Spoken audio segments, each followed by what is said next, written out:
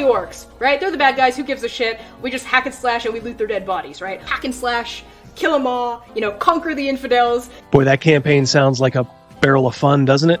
But I am telling you right now, that mother back there is not real. Somebody who's opening a refrigerator and leaning in, right, is the language of a woman. Somebody who's opening the refrigerator and being cut off halfway through that lean is the voice of like a mermaid or a siren, right? This is not the face of the hobby anymore. And I think there's been mistakes made in years past where people assumed that D&D players were all, white dudes in a basement, which has been a faulty assumption for a lot of years and gets more and more false every day. And so it's, in my viewpoint, honestly, guys like me can't leave soon enough.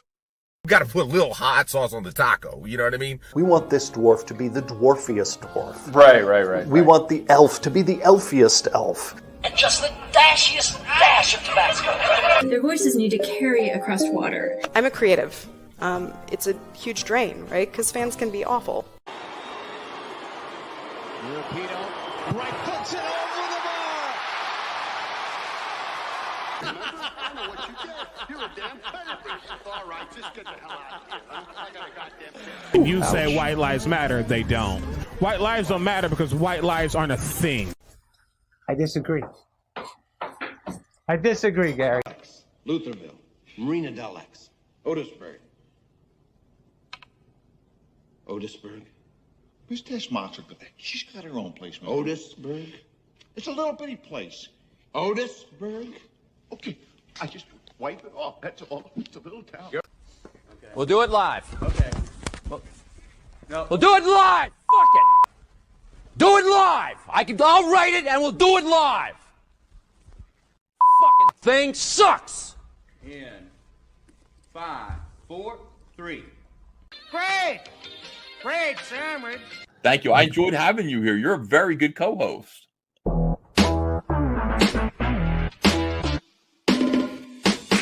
About as the time payment plan. The time step. Long shot. Long shot. Hi, everybody.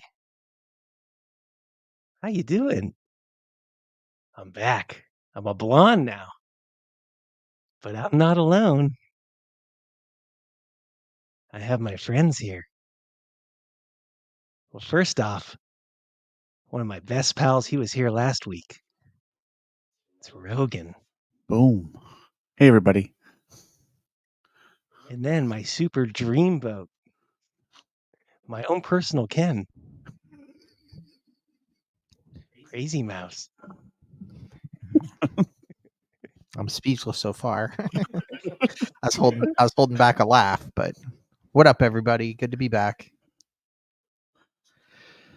Well, thanks for tuning in to my dream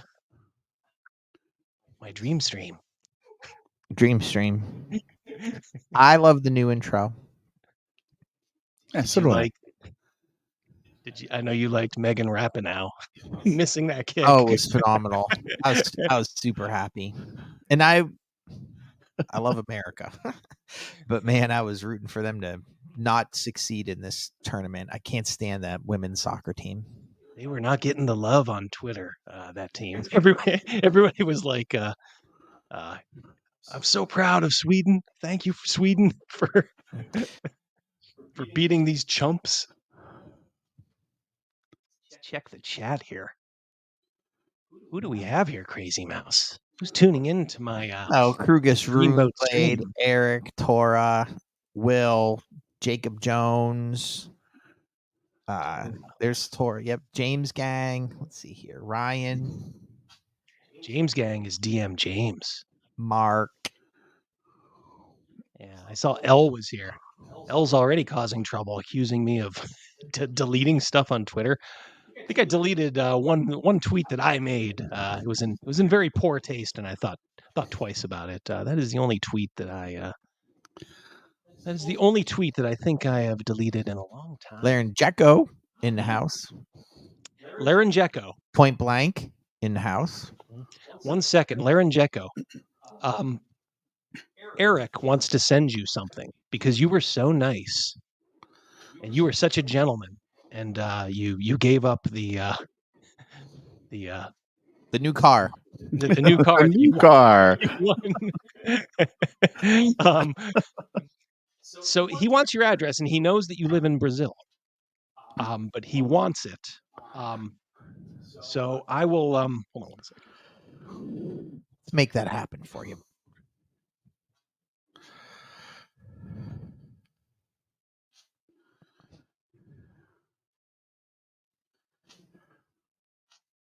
dashgabbers@gmail.com.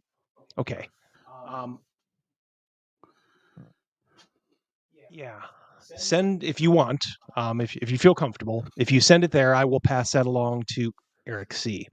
And Eric C has something nice. He showed it to me. He actually wants to send it to you. So, and he is willing to bear the freight of Southern Hemisphere shipping. You should have Scott Garibay DoorDash that shit for him.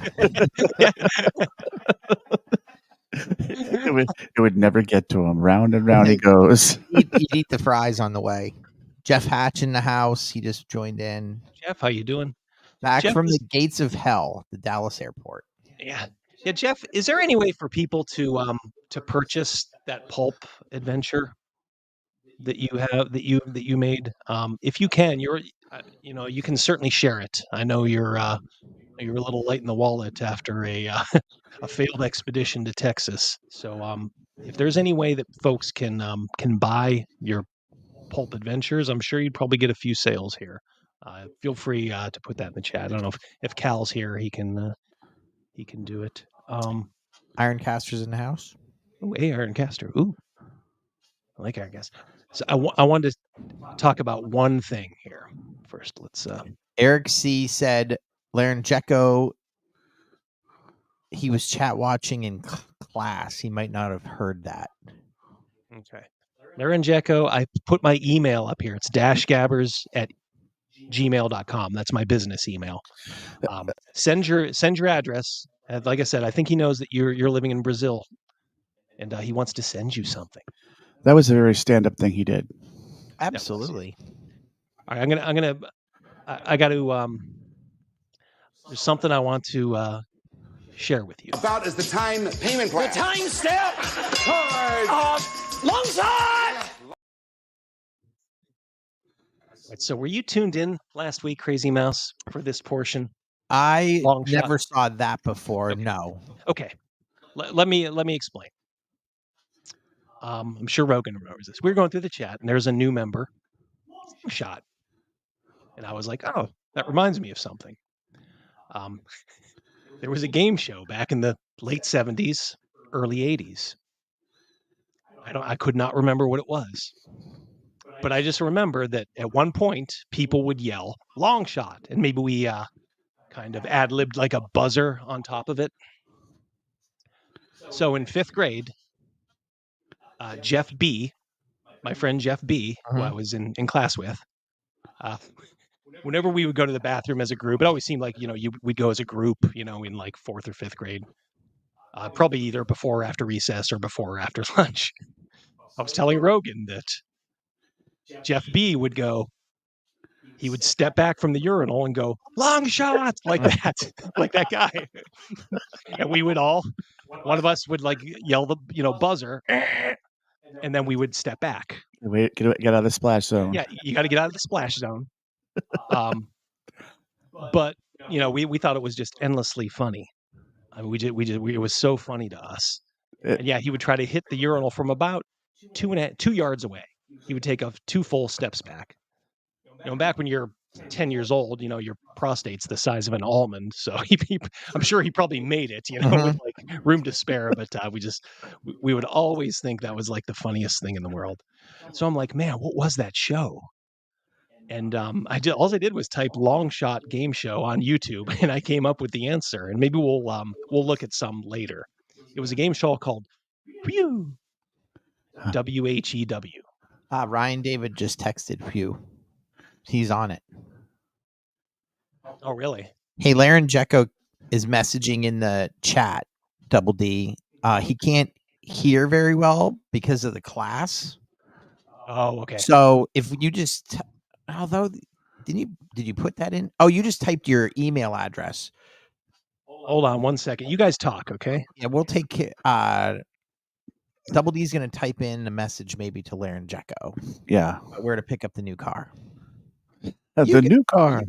You get a car. It's good to be back. I was down at the ocean in North Carolina. Mrs. Mouse's entire family was down there. It was good. It was nice to relax. The ocean is very soothing to me. Very soothing. I could stare at waves for forever. Oh yeah. I could do waves for forever. I could do Christmas tree lights for forever. Watching a fire. Right. Like a campfire or a bonfire, whatever. I could that stuff is to me just so hypnotic. Reaches in. Absolutely. Touches your soul. Then I'd like to paint a picture after. However, I didn't have any paint with me, so I couldn't do that. So, oh well. I'll do it when I get back. Oh, now it's like spooky. That looks like the set of a music video. It does, doesn't it? That wig was just a little too hot. So that is all you're going to get from me. That is your one chance to laugh at me for the night, chat. Double D pat his bra.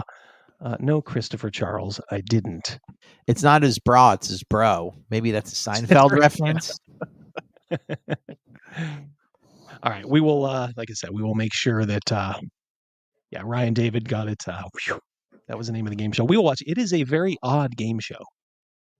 It is, it's like one where they give you like the wrong clue and you have to correct it. So it'll say like, Ben Franklin wrote Poor Robert's Almanac. Richard, stuff like that.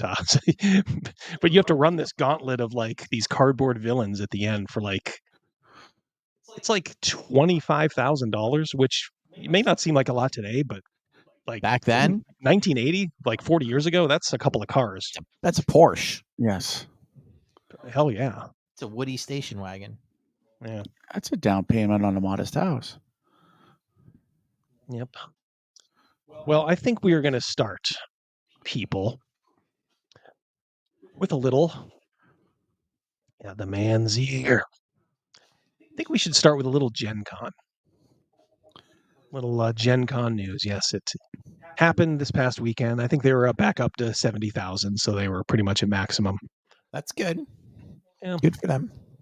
Yeah. I don't know what type of people were there. I have a feeling that there were definitely some odd things happening. I miss the food at Gen Con. Oh. Yeah. Going out to like the steakhouse was really fun. Yeah, we got some good eats. We did. JW Buffet. Tonight's show is sponsored by JW Marriott. The JW Buffet was pretty good. St. Elmo's Steakhouse was good. Awesome. Chris was good. Don Shula's Steakhouse. Except Crazy Mouse made the best comment ever. The food has always been good at Shula's, but one time we weren't getting like our server was taking a long time. Never checked in on us. And Crazy Mouse just politely just looked at the table and said, "This isn't 17-0 service." Wow. All of you Dolphin fans will appreciate that. All right. So first off, why don't we go with nominees and winners? Yeah, let's go there. I'm almost afraid.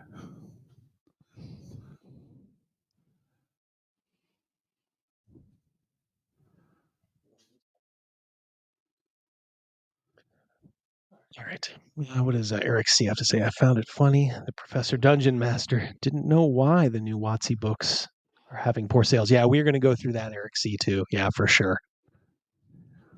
But right now, we are going to go through the any winners. There's just a couple I wanted to spotlight. I hope It's like the Dundies from The Office. More or less, yeah. Might as well be. And the best shoes go to... No, didn't someone win the White Shoes Award? Judge's Spotlight was Chris Gath. I have a feeling we may know who that is. Rogan, was he in that private Facebook group that we used to be in? I think It so. seems like, yeah. I don't know what he did. Haven't really kept up with a lot of those folks. Best Adventure. Here it is, the silver winner. Journeys Through the Radiant Citadel. Really? Put a pin in this for later. Second place. This is the second best adventure. Unbelievable. What the gold winner was Vase, an RPG, and this is made by Free League, I believe. And Free League, they're pretty well acclaimed by everybody. They made Dragonbane, which I think is a fairly solid game. Did Will Smith slap anybody at these awards? Since he can't go to the Oscars, maybe he showed up at the Ennies. Go up to Matt, who helps run it. Keep my name out your mouth, Matt. The best aid accessory, rim space, Planet Jenner rim space. God, the word rim always seems a little dirty, does it not? These days, probably our fault, rather than anything else, that we have sick minds. But there was one other. Where is it? Best electronic book, best family game product, best free game product. Did I pass it already? They don't really call these out very well. They just kind of have the same list they had when they were. Oh, here it is. Best online content. Linda Kodega. Linda is the trans person who broke the Wizards of the Coast, the whole Wizards of the Coast OGL thing. Which I don't know. Linda just had a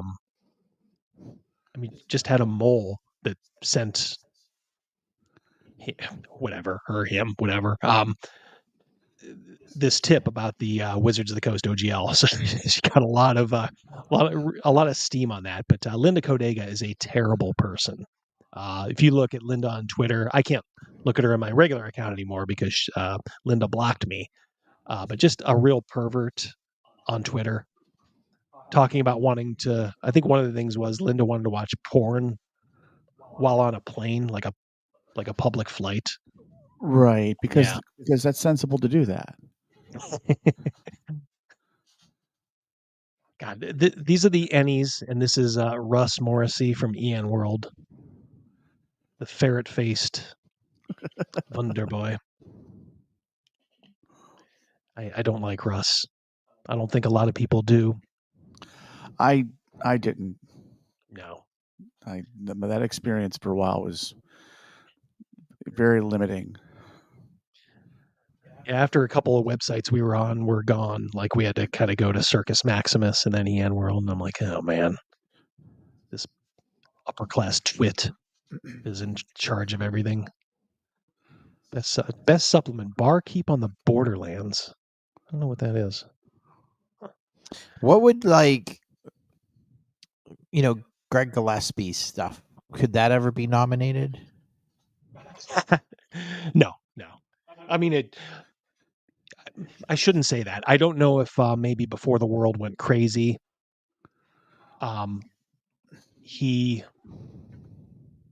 before they sussed him out, if maybe he snuck a victory in there. Can anybody check on that? Did Greg ever win anything, like as far as the Ennies? Because honestly, I mean, he should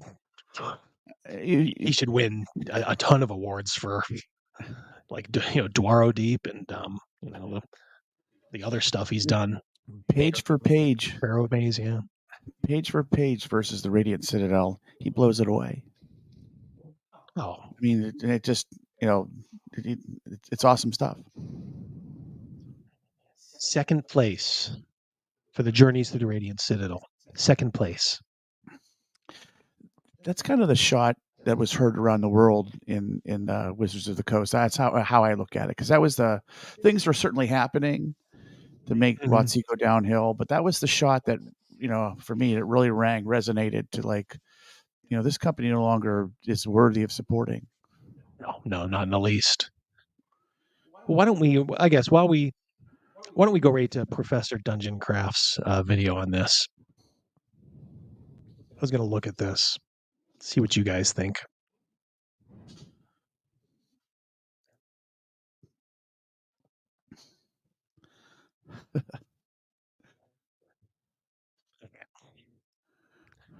So he's going to talk about the sales numbers Wizards of the Coast doesn't want you to see. This is Professor Dungeon Master from Dungeon Craft.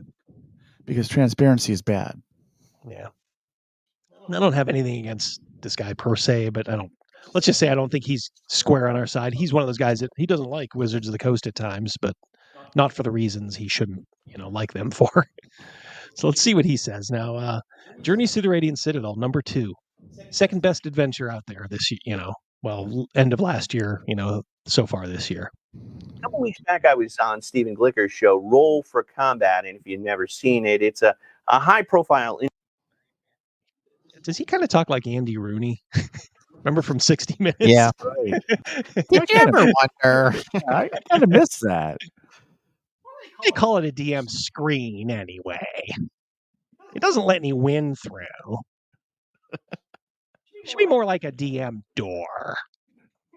That nobody under the age of 45 knows what we're talking about. I know. You know what? We didn't have cable, so 60 Minutes was like our, that and Hee Haw and stuff like that was just never avoided at our Lawrence Welk show. Lawrence Welk, yeah. Sunday night. Yeah. Did you ever wonder about Wizards of the Coast sales? Interview show featuring some of the biggest personalities in the industry, including Ryan Dancy, author of the OGL, and others. And when he can't get a guest of that caliber, sometimes I go on. And we talked about the actual sales figures of D&D. That's right. Stephen got a hold of them. Stephen is also an author, and the database for the distributor he's using contains the D&D sales information. And the results were shocking, both much higher and lower than you probably imagine. And that's what we're going to talk about today. And even if you're not interested in... All right, so he's going to talk. Somebody's saying I'm getting picked up by a background mic. I think that's yours, Jim. Can you get it down to here? Take it all the way down and just talk right in. Yeah. Does that, you guys hear me? I can hear you. I gotcha. Mainstream D&D. If you just want to be a designer, an independent designer of games, you need to watch this video today on Dungeon Craft.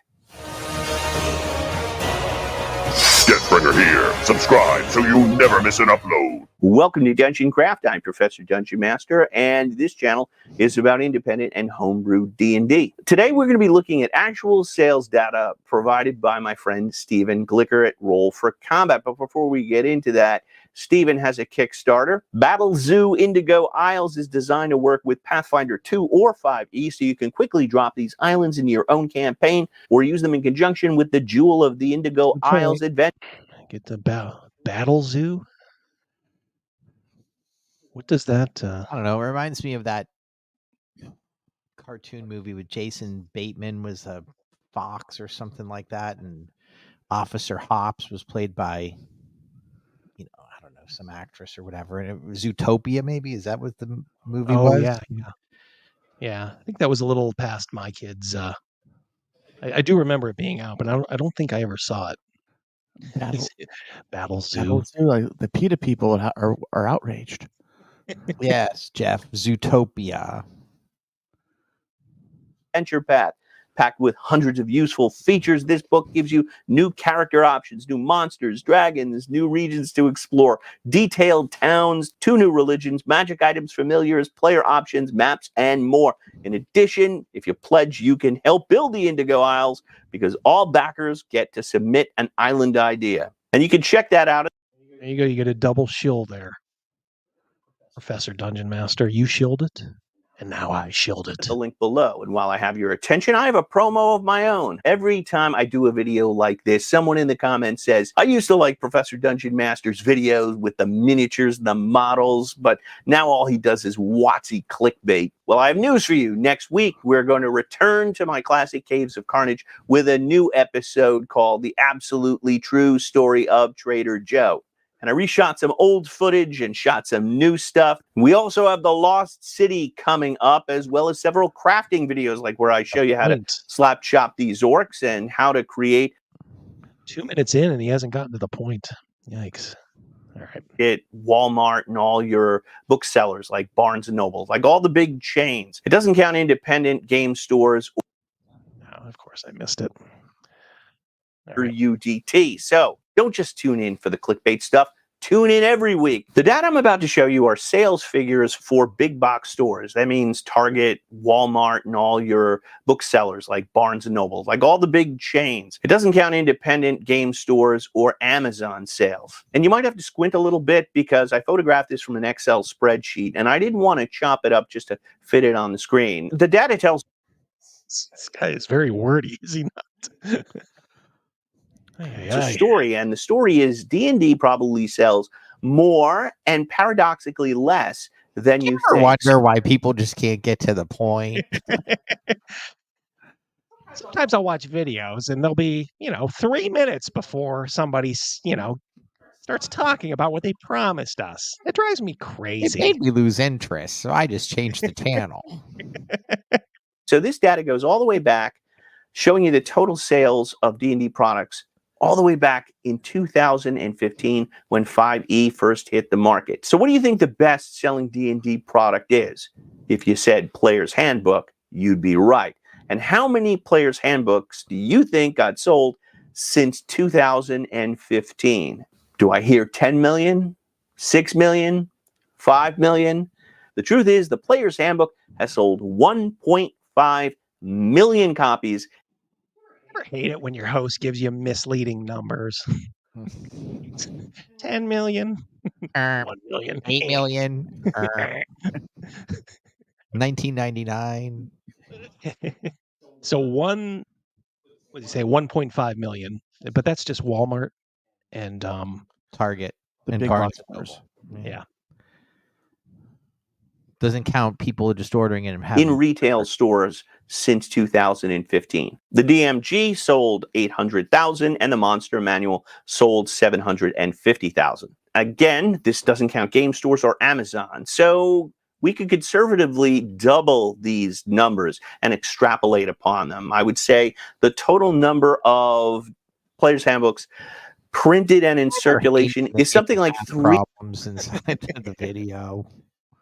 When I'm watching a video, I don't want to do math. I just want to watch the video. I didn't know I was supposed to bring my calculator. Rogan just took his shoes and socks off to freaking add up all the numbers here. 1 piggy, 2 piggy. 3 million, maybe 4 million. No way it could be more than 5 million. The starter set sold 1 million copies. In the essential set, about 550,000 copies. Thar's Guide sold 520,000 copies. Tasha's Guide, 347,000 copies. Vola's Guide to Monsters, 340,000 copies. And this tells me anything with additional rules, subclasses, spells, or monsters sells. Another big seller is the DM Screen, 212,000 copies sold, and it's just a piece of cardboard with charts printed on it. Now for the adventures themselves. You ever wonder why they print charts onto cardboard? He keeps It talking. seems like you could just look it up in the rule book if you really needed it. We could just ask Gavin. Oh, yeah. And then Pew Pew can go double check his work and find out that Gavin might have made a mistake. Or a friend who's often wrong when he looks up a rule or says it off the cuff. It reminds, if we rewatch Saturday Night Live skits, when was it Jimmy Fallon that always pretended to be French Stewart and he would like Yes. buzz in and he'd be like, the answer is obviously 44. That reminds me of Gavin. He doesn't look like French Stewart. He doesn't even talk like him, but the way he answers it moves on, Yes. hoping that no one will check his work. Yeah, for sure. This guy calls himself a professor. There's only 2 professors I remember. The one from Gilligan's Island and the street ball legend, the professor. Professor. Yeah. Hi, boys. Looks like you guys are playing a game of basketball. His Bugs Bunny one time went to a playground and just schooled everybody. It is so funny watching those brothers like who don't have an inkling as to who he is. They just the shock on their face when the first time he just dribbles right past them. Rogan, professor is he's now like a 40-year-old white guy, but back when he broke in, he was fresh faced out of he actually left college to be a street ball player for basketball. This guy he's like a really good basketball player. I think I've seen a few of the videos of him. The professor. He dresses like a nerd and he goes out. That's his thing. But people are onto him now. He came one time dressed as a McDonald's employee, like he just got out of work. That is so funny. Slip resistant shoes, everything, and just schooled everybody. Got my safe shoes on here. He always puts in those little comments okay. Guys, looking to play a little round ball? Sells Dragon Heist, 120,000. Horde of the Dragon Queen, Tyranny of Dragons. That's a long title. 110,000. Curse of Strahd, 147,000. So Curse of Strahd is sold in 147. So probably, when you count in friendly local game shops and other places, that's probably well over 200 and 250. So people like Strahd, at least the original, before they went in and, had to make all the politically correct changes. And this tells me dragons and vampires sell. And if you want to have a best-selling product, you should have on the cover a vampire riding the dragon and call it Curse of the Dragon and Vampires. Hate it when guys make silly jokes out of nothing. This man's ridiculous. I mean, it's such low-hanging fruit. Spelljammer sold 84,000. Icewind Dale, 83,000. Tomb of Annihilation, 81,000. And this combined with Strahd tells me that legacy IPs sell more. In other words, any of these IPs that were around in the late 80s, early 90s, like Strahd or Spelljammer, will sell because they have a nostalgic factor which will court older players and get them to purchase it as well as the younger players. Spelljammer is interesting because it sold 84,000 and half those numbers were in the first 4 weeks of release. That tells me reviews can actually have a big impact on how these items sell. I didn't review Spelljammer because Spelljammer's never been my thing, but some of my colleagues like Guy on How to Be a Great GM did, and the results were less than enthusiastic. And it wasn't just Guy, it was a number of other people who complained about Spelljammer not having spaceship combat when it's a spaceship game. So yeah, reviews definitely impact the final sales of a product. Going down the line, Candlekeep Mysteries, 77,000. Candlekeep, that's a pretty woke one. So that's half of what Strahd did. And Strixhaven, 62,000. Strixhaven, that's Harry Potter for D&D. Oh, brother. Only not even good Harry Potter, awful Harry Potter. I think the big one's coming up. So we're down to 62, I think, for Strixhaven. Wild Beyond the Witchlight, 52,000. Dragonlance, Shadow of the Dragon Queen, 30,000. Journey Through the Radiant Citadel, 25,000. So their money isn't where their mouth is. No, it is not. Eric C says Candlekeep is introduction of the wheelchair, the combat wheelchair. Oh, was that in Candlekeep, Eric? Yeah, that was Mustang Sally, or Mustang Sally. That's a Sopranos episode. Yes. No, Mustang's Art is her handle on Twitter. Mustang Sally was a good song. Just gave her the biggest compliment of her life without even realizing it. Am I echoing still, by the way? Am I getting picked up by Rogan's mic still? Let me know. because I have a fallback plan in Rogan. It's for you to open that door to the back and just kind of slightly move into it, like maybe put your chair in it. I think all those cords will. Rogan will be on location.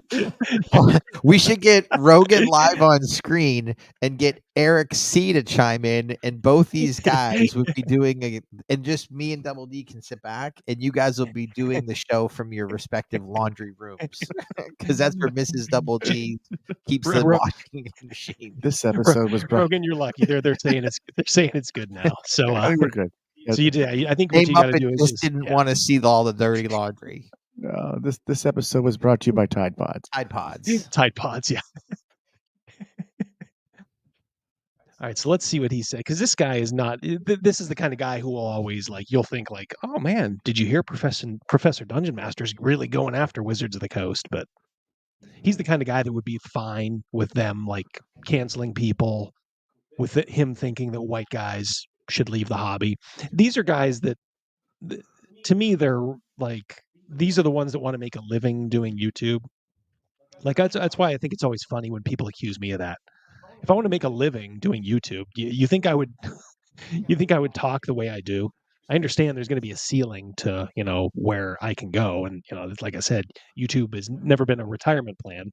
It's been, kind of just, a avocation that's fun for me, fun for my, friends. We can hang out with you guys. And if I can make a little bit of money, just kind of keeping it going, just so I'm not, losing money. But if I wanted to make a bunch of money, I would just be this guy, just play it down the middle always. You could pull a Jenny on us and just. If I was born with, a decent body, and it will break your this gender gap. Eric C just texted. He is in the basement tonight with the laundry. All right.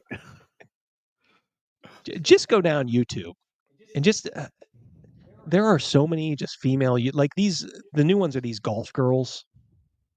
I saw Paige Spiranak is one where she just shows up at a golf course, and is that what you're talking about? She's a YouTuber. Yeah. I mean, she's a good. Don't get me wrong; they're good golfers. I'm not taking that away. Right. But let's face it. There's probably 1,000 guys, just like them. Hungar for fun, $2. Thank you so much, buddy. Brother of DM James. Thank you so much. That $2 will go into the kitty, as they say. What were you going to say, Crazy Mouse? Nothing. That I've seen those videos where these girls just show up. And they're very attractive, and they just school guys in a game of golf. Yeah, I mean, I think it's a growing market, and I think mainly it's because of Paige Spiranak, who's a knockout and a pretty good golfer too. But then there's one called Grace Cheris. And these girls get a million subscribers on YouTube and Instagram and all that. I mean, they're pulling in some decent money, because they get sponsors too. Mm-hmm. But it's just. But let me just reiterate. They're not getting these sponsors and a million subscribers because of their golf game. Correct. I'm crystal clear on that. Yeah, let's. And they're also. I mean, there's not a. An Eastern European woman. With cankles. Who can probably shoot as good. If she started a YouTube channel, I don't think she would be getting a million subscribers. Right. So let's be clear here. It's because. They got a shapely body, a nice set of tits, and they can play golf. I'm not taking that away from them. They do work hard in that. And my big thing is, everybody should get their own. But what I don't want to hear is how women have it hard. Those days are over. I'm sorry. You don't get any sympathy from me anymore. Not when you can turn on your camera and by doing some lewd stuff on OnlyFans, you can probably make more than I make in my regular job in a year. Or if you and have they a can little... actually, in fairness, some of those OnlyFans girls can pull that shit in a month. Oh yes. Oh, easy. Yeah. Yeah, they can make more in a month than you can in a year. Make millions in a year. Yeah, Adam Carolla did one. Yeah, she was saying how much she used to be an X-ray tech, and she made more in 1 month on like OnlyFans Let me than tell she you did another in a thing that I year also think being an people are X-ray so tech. concerned about, like, how about 10 years from now when maybe these girls aren't as curvy or whatever, and they're going to go apply for a job or do whatever, assuming then that they burned through all of their millions that they made during OnlyFans. But OnlyFans at some point will be so socially acceptable. Remember when tattoos were like, and piercings and things of that nature, like, oh my gosh, it's so risque or so like out of the box. Right. You see Taboo. grandmas with tattoos now on their ankle or their arm or whatever. There will come a point where I was an OnlyFans model. Oh, okay, let's move past that. You know, you're here to apply for the customer service job. You know, like, who cares? Yeah. Right. Or I think honestly, I think you're off, and you're usually not. I think we're already there. I think the stigma's long gone. There's a Corolla was talking to one Maitland Ward. She was on Boy Meets World. She's a mainstream actress. She does porn now. Yes. Through OnlyFans. Maitland Ward. Yes. Yeah, and she was just talking like, it's like normal, and even the way kind of like Adam Carolla and Dr. Drew were talking about it with them, just kind of dissecting it like technically. It's like it's not even an issue anymore. I'm not sure if that's good or bad. No, I'm certainly a libertarian, when it comes to freedom, but something also tells me that's probably not good. That it's so easy to make your money essentially being an online thought. But I'm kind of go sideways. I'm really curious as the greater societal impact this will make in regards to how prevalent it is and how easy it is to for women of various shapes and sizes they expose themselves for money and then thinking that they're going to find a quality guy out there that'll take care of their kid. I think trying not to disparage the situation here, but the reality is what it is. Like you said, you think that there is a change, and I certainly agree with you. But what's the bigger impact? What'll happen? Well, the change is that men are lonely. Men have never been, lonelier or, been and more. It'll continue to go that way because all we keep hearing about is how useless we are. Women don't need us anymore. I got something there too. Yeah, just kind of that kind of stuff. Just white men in particular. It just drives me crazy. It really drives me crazy. These liberal women, these liberal suburban women who go along with all this bullshit. This the BLM, all this stuff, voting for everybody with a D next to their name. It's like you see, it's like, oh, I see you got 3 sons there. Why are you supporting people who want your sons dead? Or, that's at worst, at best in some sort of a camp or, some sort of a state where they can just, they can airdrop, like jars of peanuts for you to eat. These people, there is so much built-in anti-white resentment right now. And it's starting to seep over. I just saw a story, the 16-year-old black girl on a New York subway just beat the tar out of a woman from Utah, like her in front of her family. Now she got arrested, but we all know it's New York, and we all know that she's a juvenile and nothing's gonna happen to her. Not in New York, no. Yeah, but what is causing this? I mean, there's every week there is some sort of attack on the subway, and the victims are either Asian or they're white. Okay, so it's not the Klan parading around New York City and getting into the subways and looking for black folks to jack up. We all know that's not the case. So it's this seed that we planted a few years back. When we let a bunch of leftism into our lives and just said, well, it's okay. What harm can it do? Well, now we're seeing what harm it could do. Bad behavior is okay because they have a reason. I mean, we just have to understand the reason why the bad behavior is there. Meanwhile, we're going to be burying grandma next week because some dude decided to walk by her in the street and punch her in the head just for shits and giggles. I wouldn't take I went to New York City in 2014. It was fine. I never felt unsafe there. I don't know if I would take them there, and if they were the same age, the same situation, all things being equal, I don't think I would take them there now. I wouldn't feel safe. I mean, they don't prosecute crimes there. And the reason they don't prosecute crimes is because they have people in charge that you dummies elected. They pretty much told you what they were going to do, and you imbeciles elected them anyway. And now your sons, sometimes your daughters, but mainly, your sons are getting whooped. Sometimes your mothers even too. So Yorks, no comment. We're leaving that one alone. We Yeah, we're James leaving that Gang, one we alone. gave you a free one right there. Yeah. Thank you, James. $5. But yeah, I mean, I'm just saying that, if there was a time in New York City where they prosecuted crimes. Gee, it was the one time when they had a Republican mayor. Shocking. He said, "I'm going to clean up the city." And lo and behold, the city was cleaned up and everybody wanted to go there. And they were able to live in the afterglow of that for about, maybe about 15 years, 10, 15 years. I think I know who you're talking about. Who are you talking about? Giuliani. Rudy. Yep. Yeah, Rudy. Yeah. Best, one of the best mayors that city's ever had, period. And it's because of the broken window policy. You go after everything. Somebody's jaywalking, give them a ticket. Broken window, cite them. Break the law, you break the law. break the That's law, the way yeah. it should be, with all due respect. Yeah, because it filters down. They even did the controversial stop and frisk, which, you do have to watch there because, there are constitutional issues, which, I am firmly a believer in the Constitution. So, but, generally speaking, he took crime seriously.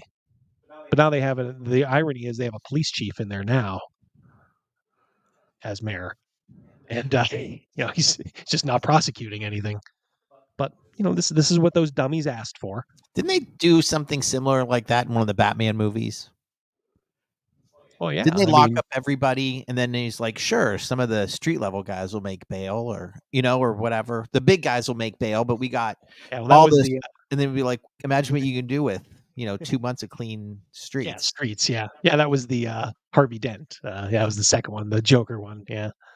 I thought you were talking about the third one when, the Catwoman was like, talking about the anti-rich stuff. That's why the Christopher Nolan movies were pretty good. The Catwoman one was like basically like Occupy Detroit, all that stuff. Yeah, at first she was all about it, and then that's why I like Christopher Nolan. He wasn't afraid to show like what it devolves into, and that's sort of kind of a microcosm of what we're faced with right now in this country. And she's walking through as all these all these lazy pieces of garbage are like going through these rich people's houses, and she's like, "Yeah, this isn't now really we what I all wanted." live here. I remember that scene. Yeah, now those were good movies. They were. Yeah, some people are like, "Oh, the third one was good." I like the third one too. I mean, I like them. They weren't perfect, but I love them. I mean, no movie's perfect, but I agree. And the whole have you seen Honeymoon in Vegas? That movie's fucking. That movie is perfect. Yes, it is.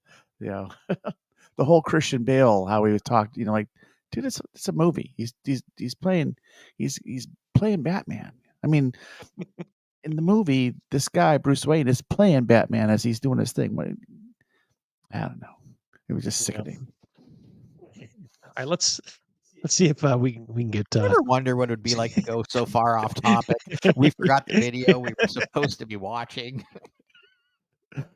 The guy that you're listening to is so boring that you just can't help talking with your friends a little bit. I could make a joke about how recent D&D releases are being outsold by Dungeons & Dragons Mad Libs and the D&D versus Rick and Morty adventure set. Of course, products that have been out longer will have sold more copies, but if you look at the first 4 weeks of sales, Candlekeep Mysteries racked up 29,000, Strixhaven 31, Witchlight 26, Dragon Queen 19, Radiant Citadel 11. D&D 11. People were so enthused. People were just so enthused for that garbage. They were so proud. Just so proud that there was no white guys who wrote that. Well, let's be clear. There were white guys that ghost wrote it, because what you saw was garbage. I can only imagine what was turned in. I can only imagine the garbage that was turned in that Chris Perkins had to at least put into some sort of a form that was, releasable. The Adventures with Rick and Morty, 19,000 in the first 4 weeks. So the sales pace of recent releases has been slowing down. And yet, they're all liars too. All these lefties who crow about this stuff, they're not buying it either. I mean, then either that or they're not nearly as powerful as they say They're they not. are. There really isn't that many of them. I truly believe that. They're just very loud, I guess. sales of core books remain robust. But if we were to graph it out, it would look like it's going downward. Each new release has low. Don't you hate it when your host just gestures broadly in front of the screen? Follow my finger. Follow my finger. It's hard to understand what he's talking about. Why don't you just put on a graph or something? Lower and maybe it's just me. Lower numbers. Now, why that is? Tim Russert did a graph during politics, during elections. It made elections fun. Yeah. People tuned in for that. Chuck Todd started trying to do that as well. Chuck Todd's a goofball. Yeah, even I mean they're both they're both left of center, but Tim Russert at least was a little bit more tried to make more of a appeal to everybody. He was a Buffalonian, wasn't he? He was, yeah, proud, yeah, for sure. Big Russ. I can only conjecture. It might be because of the OGL scandal and those whales, that core group of collectors who always buy everything. They are angry. What demographic you think those are in, Prof? Hey, Prof, I got a question. Pretend this is Welcome Back, Cotter. Oh, Mr. Hey, Prof. Mr. Cotter. Mr. Cotter.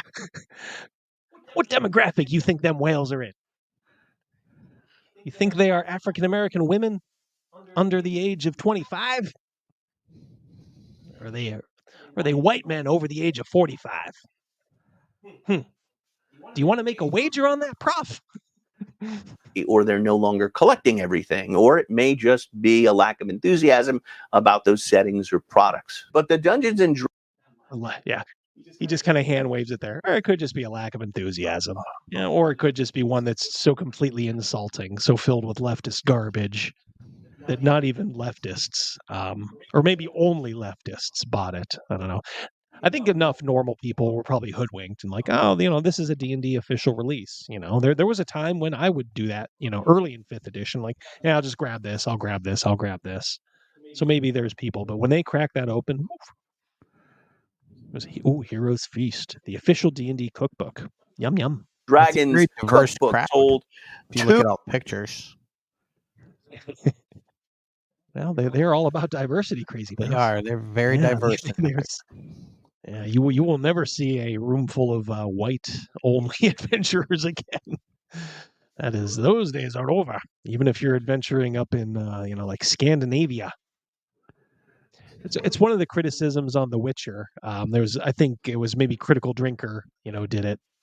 He was just saying how they shoot themselves in their own feet when they do this, because at least shows like Game of Thrones, each area has its own demographic. So when you're going to a certain place, like, oh, now we're in Dorne. Oh, now we're in the north. Oh, now we're in King's Landing. Now we're across the sea. But every like village that they went in The Witcher has like the demographics of like 2023 London. So like there's like 2 out of every 5 people are white, and one's a woman, and then there's an Asian person, and then there's 2 black people. So it's like no place has its own characteristics. So it's like, why wouldn't you just have them go to a place where it's like 100% white, or conversely 100% black? Just makes it this sort of false diversity that just makes no sense, and it takes you out of the world, because you're starting to notice like, oh, this place is just like the last place. There's no difference. And the devil is in the details. Oh, for when sure. you're Yeah. watching this, after a while, you start to see it, you start feeling it. You might not even consciously notice it, but you will subconsciously notice it, and then you will start to subconsciously think this is boring as hell. 200,000 copies. Put a pin in that. We're going to return to that. Now, how does that compare to other games in the field? Well, Wizards of the Coast did about $1 billion in revenue in 2022, and I estimate about 300 million of that was Dungeons and Dragons. Now, I don't have the stats on Pathfinder, but 300 million out of $1 billion. The rest would be Magic. Magic is a beast. Carters, but a fool with money ain't hardly a fool at all. 300 million. But your flagship book, which is the Player's Handbook, is only doing $1.5 million at big box stores. Now, I understand it's probably doubled, okay, but your lead product is 3 million, and he's thinking that they're doing 300 million in a year. I don't know about that. The CPA in me is saying, like, not sure about that. Yeah, I want to see their other revenue streams. Could be. Not saying he's wrong, but I don't know. I mean, those cards, that's like printing money, when they do that. Whoa, hold on. Double D, stop the presses. Hey, all. Ooh, just popped in to say hello and welcome back, Mouse. See y'all in the recording. That's our friend Panther. Thanks for popping in, Panther. Absolutely. You made Crazy Mouse's day. Yeah. He's always asking about you. BFT, man, for coming back. I always loved the when we were younger men. There's this strip club out in the county. We're talking about the one near Harbor Creek. Mm-hmm. 5, yeah. whenever we would go in, we're talking like, I was like 21, 22. The owner would be there, and as we were paying our $5 cover charge, he would say, "Girls have been asking about you," to every group of guys together. He would look us. Good way to sell it. Yeah. Now, look. Even back then, even though we were young, dumb, and full of, we still didn't believe it back then. We just I did. I believed every word he said. Which one? Which one? Point her out. Tell her I'm here. Yes. Butterfly Like on the stage right there. Okay. Crystal.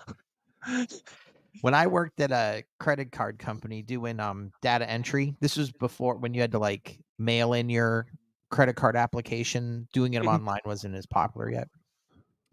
One of the girls in our data entry pool was a stripper. Her one that we all know. Yeah. Her stage name was Sweet Tits, and we hung out with her like we did, yeah.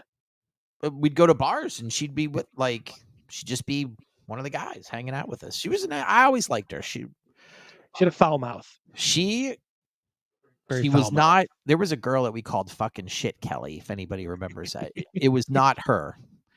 But this girl, I said, her real name was Michelle. And I said, Michelle, I could never bring you to my house for dinner. And she's like, why? And I'd be like, because you'd say, can you pass the fucking gravy? And I'm like, every word you say is like an F-bomb. You got to tone it down just a little bit. I don't mind cursing, but man, you sound like a sailor. Every word comes out. It's oh, the good old days, man. What times we had. But I've read at some point they do about $26 to $28 million worth of revenue. That means Pathfinder does 1/10 the revenue of Dungeons and Dragons. Yeah, I believe that.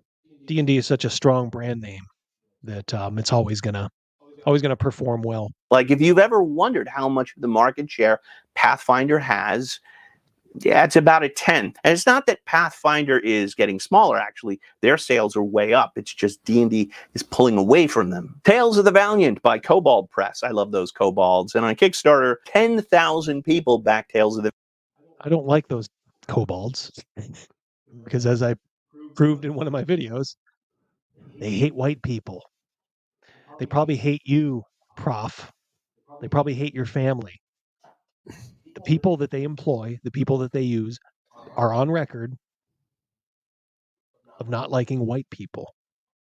So why do Why do these guys like the people that hate How many them? kobolds are there? About 40 to 400. 40 to some say 40 to 400. I think it's more. The Valiant and raise over $1 million. And you figure that's about 10,000 books. And it might end up be more because they're going to sell it with retail. But if they ended up selling 20,000 copies of that game, it is 1/10 of the D&D cookbook. Shadow Dark was a huge Cinderella story this year. 13,000 people raised 1.3 million. This was a story that was written up in Fortune or Forbes, some magazine for rich people I don't read. But the point... Oh, God. Some magazine for rich. I hate it when people do that. What's wrong with rich people? Do you not want to be rich, Prof? If somebody said, here's a big fat $100,000 endorsement check, are you not going to cash it? Oh, that drives me crazy. It is that it got serious media coverage and it was a huge success. But you got to figure out of that 1.3 million, again, D&D is raising 300 million. Shadow Dark is like 1/300th the size of D&D. And make no mistake about it, these are great success stories, but it gives you some sense of how big D&D is compared to the rest of this. So this is a worthwhile video just for that that lesson, I guess. Yeah, the scope, the scale of that name that was built by Dave Arneson, Gary Gygax. Mercurius. Hello, chaps. Professor Obvious here is a cure for insomnia. Mm-hmm. You in the back there, wake up. I'm trying to teach up here. Thank you very much, Mercurius. $5 Australian. We'll still count it as mate. 5. Good day. Throw another shrimp on the barbie. Industry. When Wizards of the Coast says the brand is under monetized, this is why. Over the past 10 years, D&D has, by my estimations, sold about 3 to 4 million copies of the Player's Handbook. But over the past 2 months, Diablo 4 has sold 10 million copies. And now you can see why all these former Microsoft executives think the D&D brand is under monetized, because Dungeons & Dragons has more name recognition than Diablo, yet its sales are a fraction of Diablo sales. Trying to suss out if that's true. Is Diablo's Hugely popular. hugely popular. Yeah, hugely popular. 10 million. Yeah. I mean, it's D&D's been around longer as a brand. But there's a lot of people who play Diablo. I'm going to say more people have played Diablo maybe than... I remember playing Diablo when it first came out. I remember did, the first hacks you can download off the internet and so you can go and cheat. I just hate it when your friends admit that they're cheaters. Wouldn't me? Finger crossed. You can see why these executives are salivating at the thought of a D&D VTT. Make no mistake, they are planning to transition D&D from a TTRPG to a VTRPG with a walled garden and monthly subscription fees. And if you pay the fee, you're going to get access to unlimited rules. You can store all your characters in their cloud and keep... He's shilling for him now. This is what they want to do, and isn't it great? Your DM's notes there, but if you fail to pay the fee, you're going to lose your favorite character, which will create stickiness. And that is how they're going to create an entirely new revenue stream and potentially transform the Dungeons & Dragons experience to a mostly virtual tabletop one. So basically everything that everybody on this side of the fence was saying was going to happen. Do you want to get in on the ground floor about what they're going to do with AI, Prof? Professor Obvious, as Mercurius called you. Yeah, they're going to... Who's going to be running all these VTT games? Well, I can tell you in 5 years who's going to be running some of them. A machine. OnlyFans models. Yeah. I mean, essentially, it's going to be OnlyFans for D&D. And I'm not even lying there. It's just a fact. They're not changing 5e. So, I mean, the same problems are going to exist. They have no DMs right now who can do it. Everybody wants to try. All these games only make it to 6 weeks and then they're done. This is why I want to support independent games on this channel. There are tons of channels that deal with playing 5e and building the ultimate half-tabaxi, half-Aasimar, dual-wielding paladin rogue. This channel is really about doing your own kind of homebrew games and spotlighting independent creators who don't have millions of dollars with which to advertise their games. When you buy an independent game like Shadow Dark or Easy D6 or Black Sword Hack, you're... Do you think he'd have Greg Gillespie on? He should. Something tells me he wouldn't. He should, but he wouldn't. Greg's making his own game. You going to feature Greg Gillespie on here, Prof? Put your money where your mouth is. What about Ryan David? He's working on his own game. Yeah. Basic expert? I don't know, maybe. He might have basic on. Victor? I don't know. Will he have any of these quote unquote independent creators on? Or do they have to be independent creators who follow the right philosophy? Not just buying a game, you're buying love. Okay, that didn't come out right. When you buy a game... Don't you hate it when you slip and admit that you go to prostitutes? That's where your mind goes first. It was going so well. Like Easy D6, Black Sword Hack, or Shadow Dark, you're buying a game handcrafted with love. And that's what I want to support in this space. And if that's what you want to see more of, please like, comment on, and share this video. Also below, you'll find links to my own game, Deathbringer, and you can get extra content on my Patreon. And as always, may all your rolls be 20. So Deathbringer, do you have Heroes Feast, the D&D cookbook? No, they... No. All right. So if I heard part of this properly, the cookbook itself outsold some of their newer products by a big margin. Yes. Because you really can't... A lot of their adventures, yeah. You really can't go woke with a cookbook unless it's just a vegan cookbook. Yeah, the vegan cookbook. Everybody always, that poor girl who did that. I'm here to tell you, look, nobody knows the Radiant Citadel like I do. Well, I mean, I shouldn't say that. There's probably people that actually ran it. I didn't run it, but I read it for review, and I actually read through a lot of this stuff. And I'm telling you, the vegan cookbook author, her adventure was not one of the worst. Not by a long shot. It wasn't even particularly woke. I think it had a few things in it. It wasn't that good. It wasn't that compelling. But every time somebody mentions Journeys to the Radiant Citadel, it's like, oh, the adventure book with the vegan cookbook writer. She's gonna be living with that forever. And yet her career is accompanied so much more stuff, but that's what she'll be remembered for.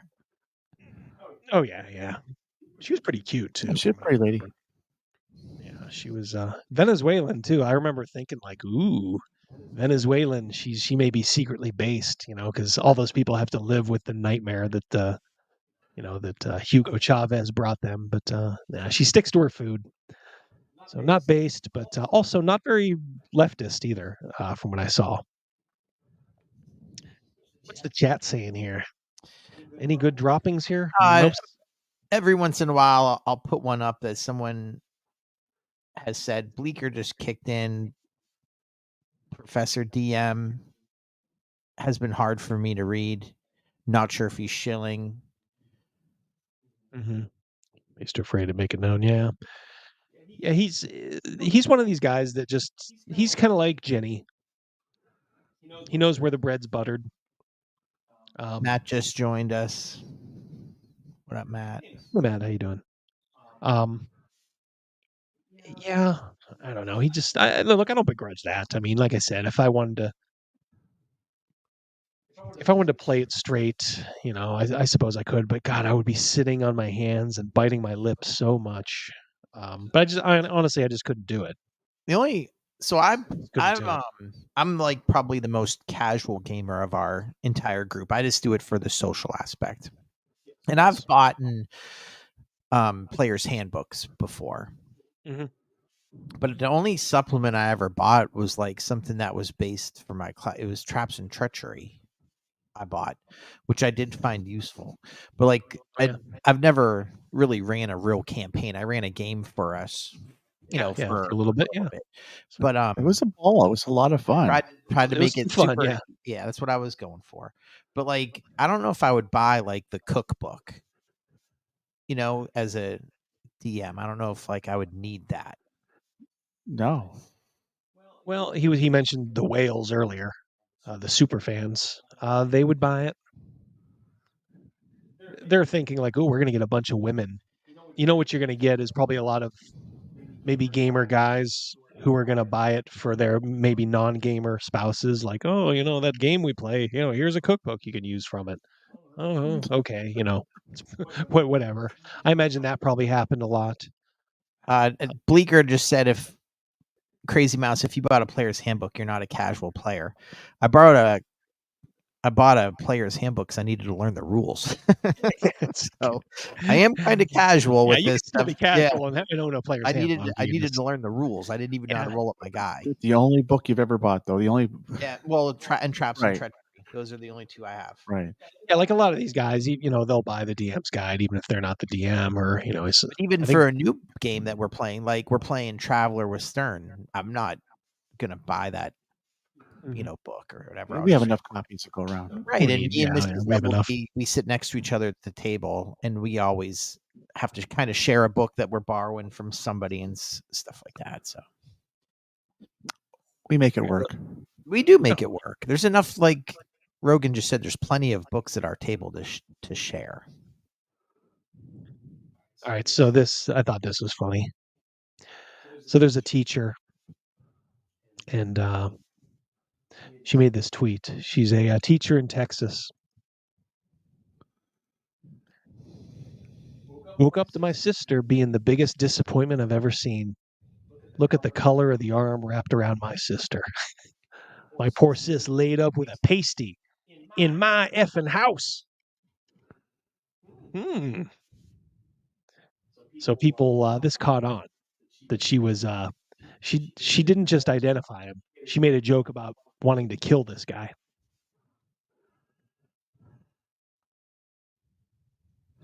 And then when people started to like show up in her, Twitter feed, this is a teacher, by the way. African-American woman. I enjoy being racist. I'm never changing. Why shouldn't I hate white people?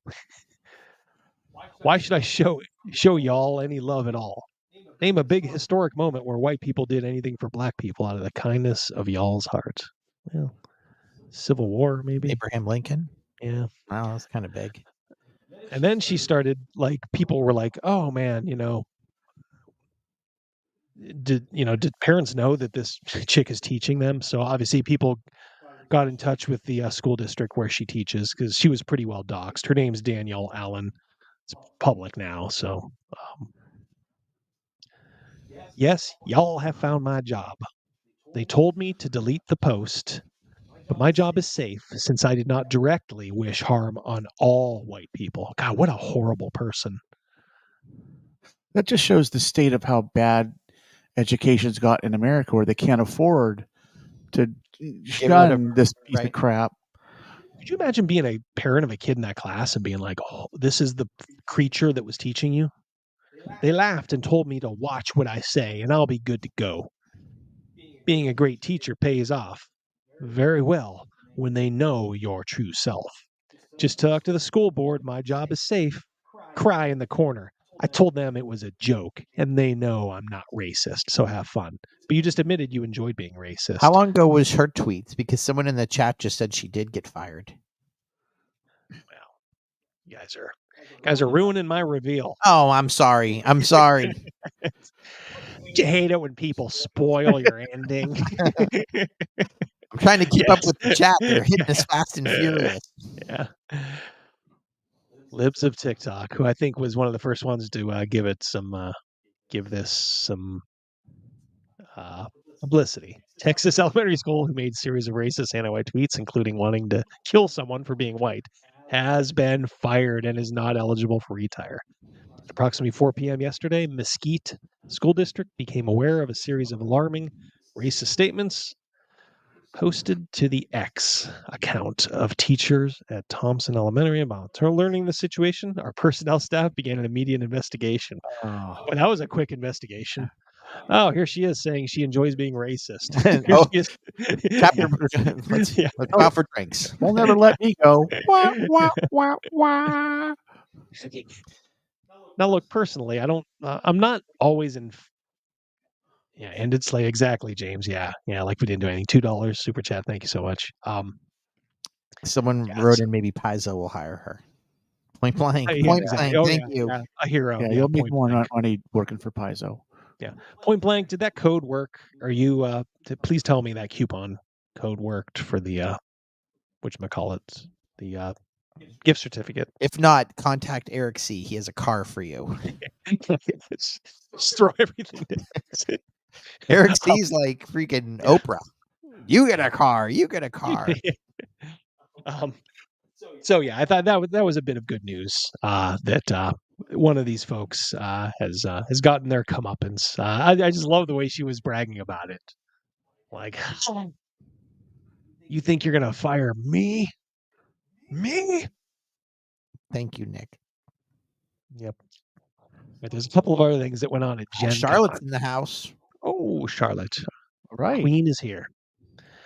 The live queen is here. She's not the only queen, but she's the live queen because Katie does not usually come in here on. There's another one I asked about, and you said that she follows you more on Twitter rather than the streams. Yeah, Christina. Yeah. All right. So let's check this out.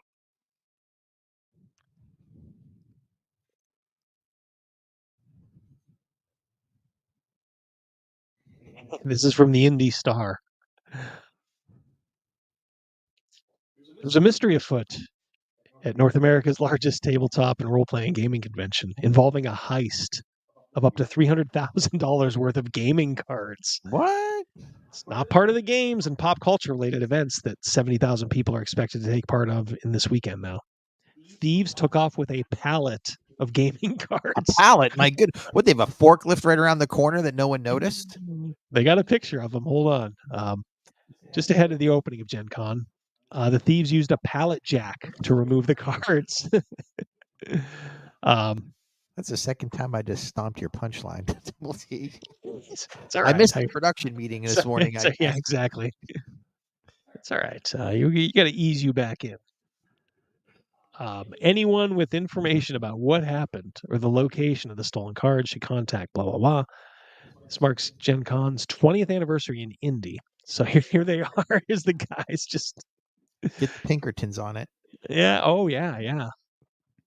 I wonder if they did steal Wizard stuff. I wonder whose cards they were. They got pretty good pictures. It's hard for me to believe that if these guys were smart, they'd never gone to Gen Con before. They planned this like in Ocean's 11. Went there, did this, and then immediately left. Yeah. Hide in plain sight. No one's going to ask you. They Hey, went around the corner and sold them for $1 a piece and just took the money and got the hell out of town.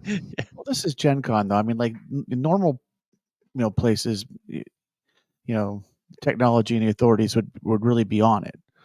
But who knows? There was another. There's another thing. A big event at Gen Con was like Lorcana. Antonio said, years in the army, just pretend you know what you're doing and no one will ask any questions. Yeah. And you know what's funny is I said that too about something. It was a food safety audit. And I just said, walk around with a clipboard and just be like, people won't bother you at all. Do what you want to do. Don't you do that when you crash hotel buffets when you're dashing? Just look like you're exactly right. So thank you, Double D. In the morning, sometimes when I'm delivering on a busy upper street, right, super popular, I'll just go into some rando hotel and go and eat their food, and you just walk in, blend right in. I eat Nobody's their gonna food. ask. I take a picture of my plate. Sometimes I'll send it to Double D. Sometimes I'll send it to my son Derek, who thinks it's hilarious. And then I just get up and leave.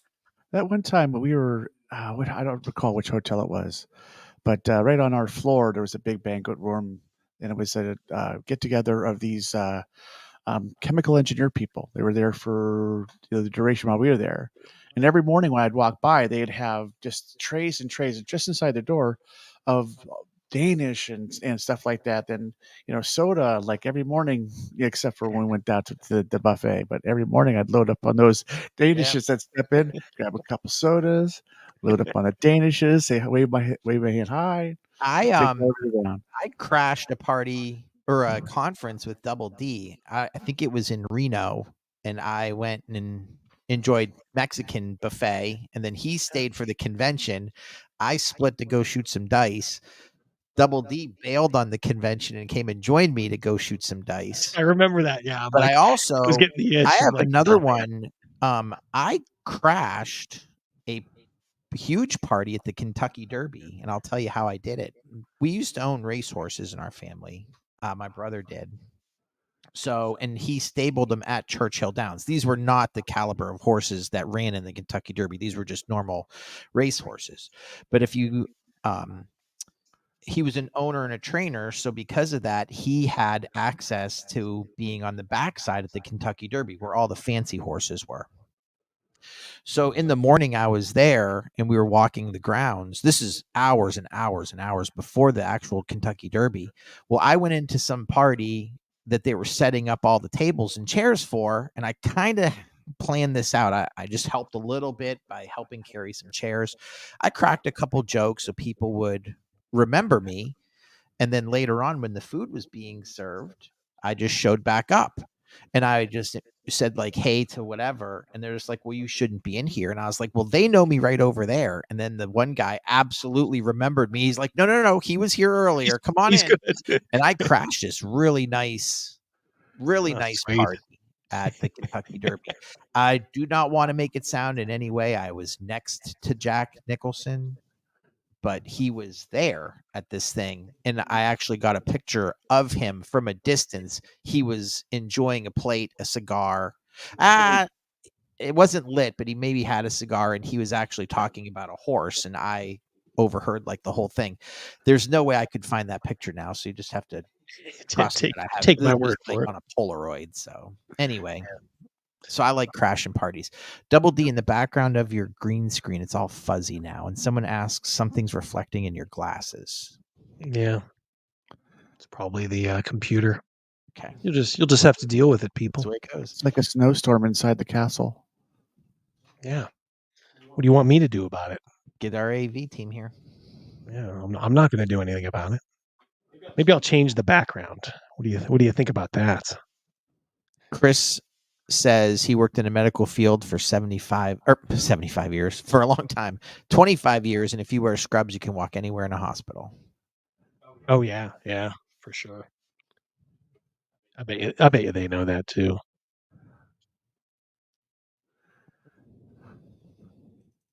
Yeah, changed the. All right. Go for my cartoony face. All right. Do the Costanza look like you're frustrated, and everyone will think you're working hard. I love the Seinfeld references. Oh yeah. You want to get into Crazy Mouse's good graces? Just throw a couple of Seinfeld references there. You throw a Seinfeld reference, your chat will go right up. Or The Sopranos. You go to the top of the list. It's got to be good though. Got to be relevant. You can't just don't type in no soup for you. That ain't gonna make it. Yeah, that's the one thing that yeah. Everyone knows that one. It's got to be the obscure ones. All right, I'm going to.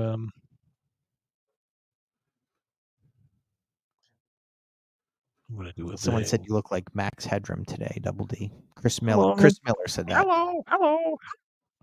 Yeah, Chris, thank you so much for sending that stuff too. I'm still going through it. Last week, if you recall, Chris, we went through Chris's magazine. He is the Mad Scribe. that we went through. That rocked. Yeah, it's a good magazine. I hope you guys checked it out. I at least gave it a fair shake. If you like stuff, kind of showing up, give it a shot. I think it's pretty solid as it is, and I think it's got pretty good potential too. So, yeah, check it out. All right, so Lorcana. Do you know what Lorcana is? Nope. It's a trading card game. This was the Chase thing at Gen Con this year. There's always a Chase thing. And I guess Ravensburger is the company that makes it. It's a Disney collectible card game, like Magic the Gathering. I honestly don't know a lot about this. I'm not a carder. I never was. I never even played Magic, guys. Hope that it probably increases my street cred with the people that, that I want it, to increase with. But this is gonna blow you away here. Watch this. This is the line for Lorcana to get for the booth.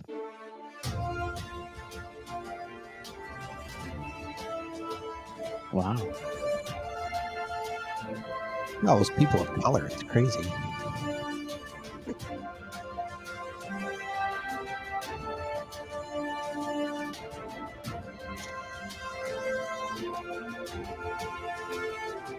Mask up.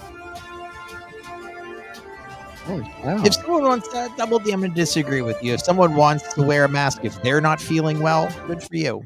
Yeah, but they're probably just. I'm with you. They're probably not doing that. Right?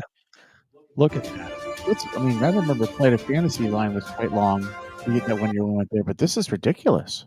That stayed in the hall, at least. Is that the hall we would walk where they'd be playing those like werewolf game? Like later at night. No, not way down the hall. This is closer to the vendor hall. Yeah, well, that's going into the vendor hall right there. Okay. So that's one of the main entrances that you would go through.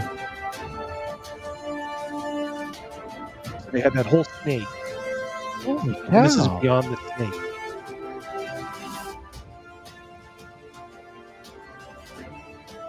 This looks like the will call line at the beginning of Gen Con. Yeah, it does. I was thinking that. At least that moves.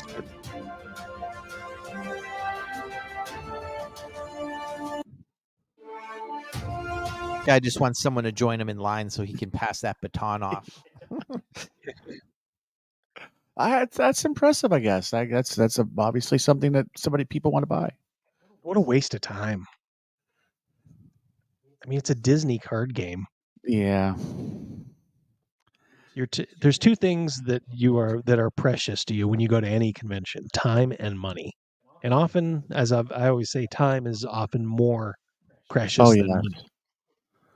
You're gonna spend it overnight in a fucking line for a card game. Let me tell you about that Ocean's 11 heist that probably went wrong. Those guys were probably trying to steal the Disney cards. Yeah, they got the wrong palette. Boy, will they be bummed. So. Yeah, I think they were, because they made a point to say like none of the Lorcana cards were stolen. Yeah, so they probably struck out on that regard. And then there was of course a write-up in Polygon about that line. I guess that line was very controversial because it's too white. I didn't see a lot of blue hair there. That was comforting. Yeah, there are blue hairs on the inside, I think, with a lot of those folks. But yeah, there were a lot of white faces too. Disney Lorcana launch brings out the worst in Gen Con attendees with reported shoving and verbal abuse. Wow. When nerds get angry. Oh, what do you know? Well, golly. First day of sales was a public relations disaster. A launch of Disney Lorcana at this year's Gen Con convention in Indianapolis was marred by chaos as long lines and poor crowd management led to alleged unsafe conditions for attendees on the first day. This is a phrase or a word that we never saw like 10 years ago. Right. We got like unsafe. Like, what do you mean? Is the ceiling going to collapse? Or but if you said unsafe those are the types of things I'm talking about. Like, not, hey, excuse me, you're behind me. That's not unsafe. That's just you the line starts back there. Yeah, you can't cut in line here, seeing as I've been waiting. You know, the line's 2 miles back that way.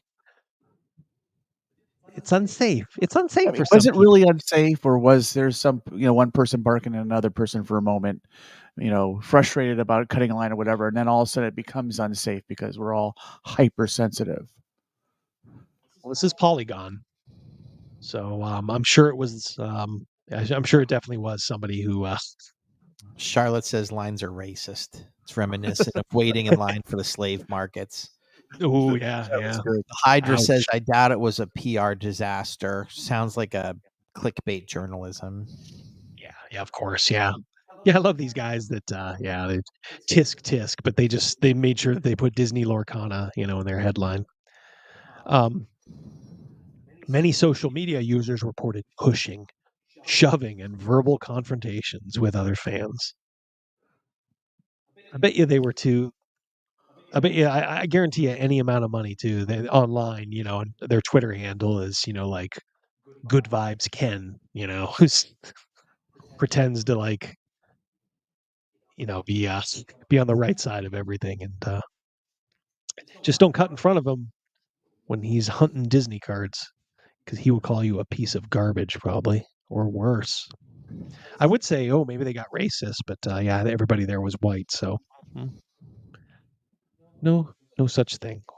While things ran more smoothly on the second, third, and fourth days of the con, both Gen Con and publisher Ravensburger clearly could have done more from the outset. How?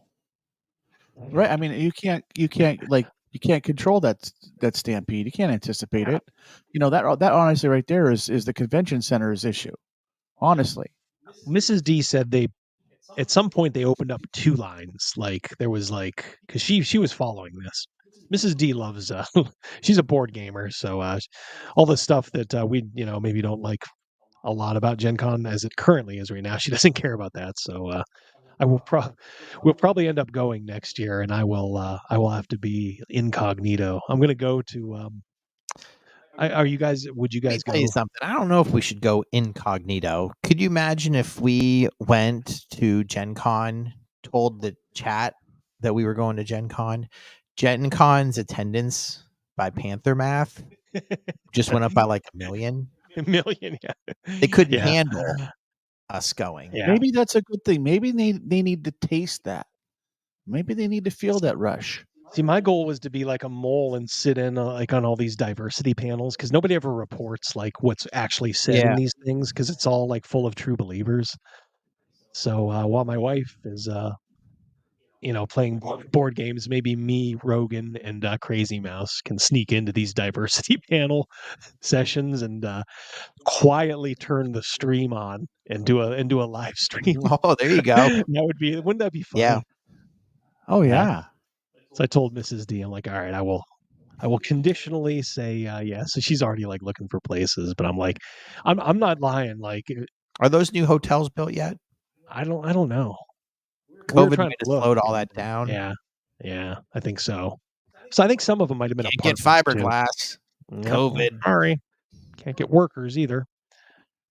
Guerrilla broadcasting, going there. The thing is, if anybody catches wind of who I am, I don't want to say like I'm a big deal, but if you get the wrong person, Double D, you are a big deal. You are a big deal. I could be chased out of there. I mean, and say what you like. Like but the lynch mob. Yeah, when there's a lynch mob, I don't care if they're all like 110 pounds. If there's 20 of them, yeah, right. That's 2,000 pounds. Can't go Earl Campbell on all of them. Yeah. It's like I feel like Conan, cutting down a bunch of goons. I may get the first several, but they may overbear. There's 40 to 400 of them. I can't 40 to 400. Point Blank says, "Wear your wig too." That would be a dead giveaway, as with the sunglasses. Wear your wig. They'll give you a pass to the VIP lounge, says Hydra. Yeah, I want to go to the, there's a lounge for just minorities.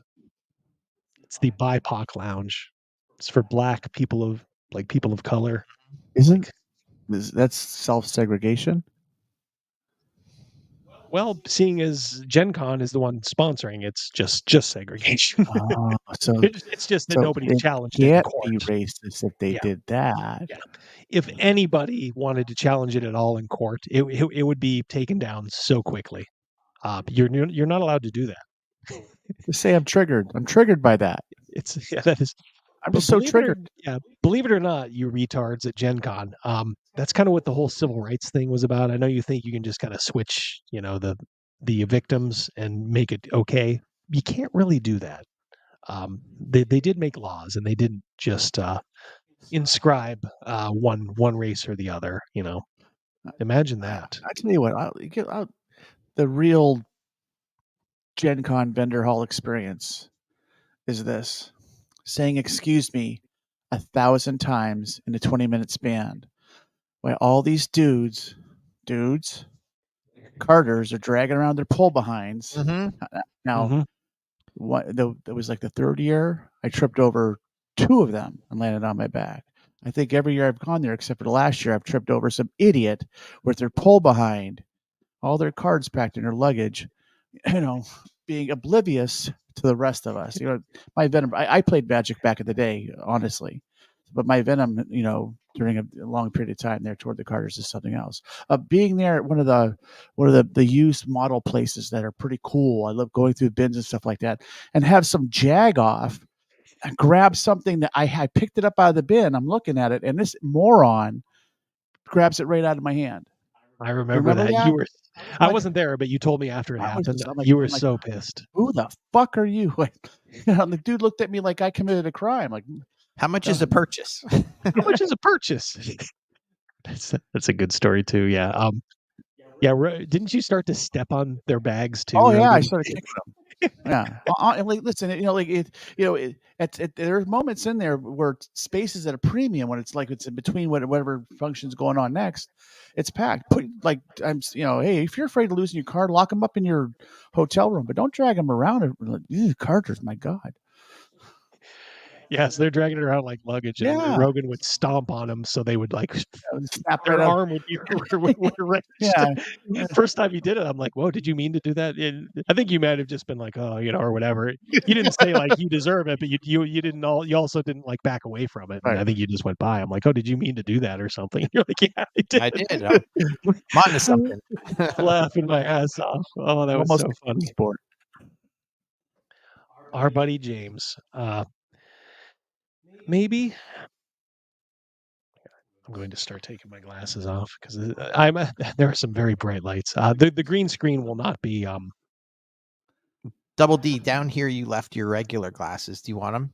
Oh no. Yeah, they wouldn't help here. Yeah, I will not be doing the green screen very often, guys. Just wanted to try something out tonight. Maybe a lot of white guys agree with that POC only room. Well, I would hope not. I think gamers are a pretty accepting lot, always have been,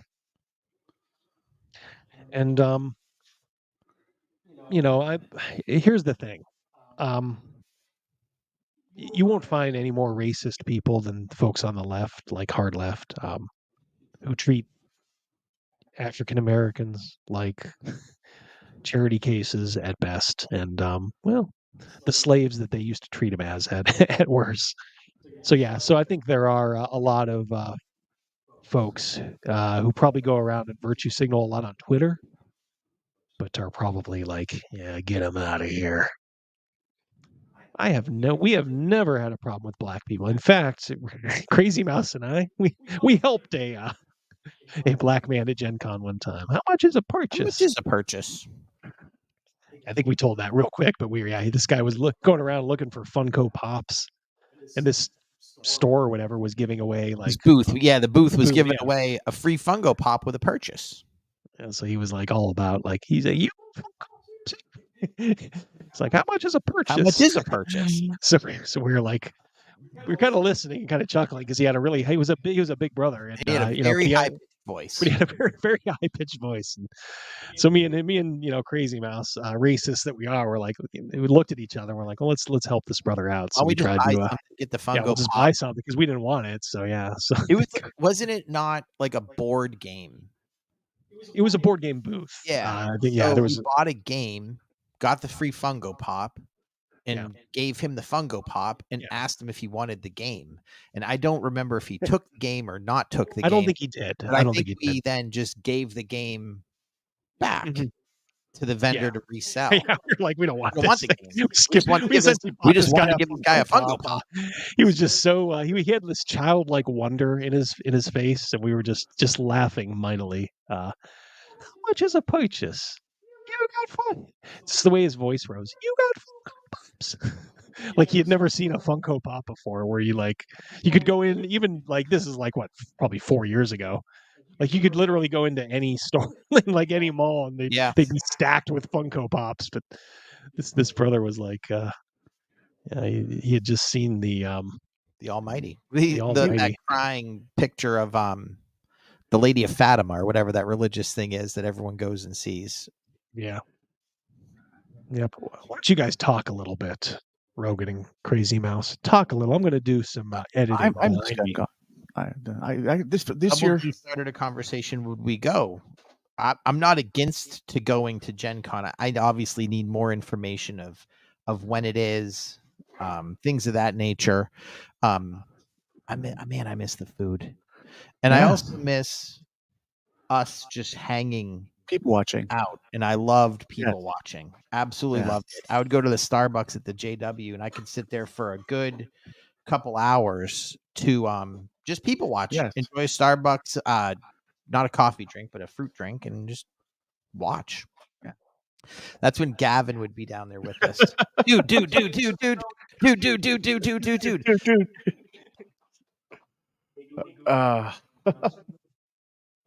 I would not be opposed to going. Yeah. I'm gonna look at it for next year. I think that next year might be the time. Well, I mean, it's been, last time we went was 19. Yeah. We went 18 and it was 19. Yep. All right. Yeah, it was bothering me. The green screen? Yeah, the green screen. Give your tablet a shake, Double D. I didn't even put it on. I'm not going to do it. We'll go raw dog. We'll raw dog it. We'll do it live. Like Kenny Boucher. Do it live. Do it live. It's going to have that raw. That sort of raw look. Chris said that he couldn't tolerate the people at Gen Con. It would be so tedious. Just not sure if I could enjoy it. It depends on what experience you're looking for. If it's to game or just shop, I don't know. And if it had 70,000 people this last time, how many people were there when we were there the last time? 70, so be back. Yeah, that was the anniversary, right? We didn't. Well, a couple years before. Yeah, I think it's set. Maybe that was 17. But yeah, it's funny for all the we would go to Gen Con, but we didn't do a terrible amount of gaming. At least I didn't. I was always kind of there just to people watch, hang out. Well, the first year you were my tour guide. First year I was Crazy Mouse's tour guide. One year I did run a game. It actually was okay. I had to run an autistic guy in a game there. That was interesting.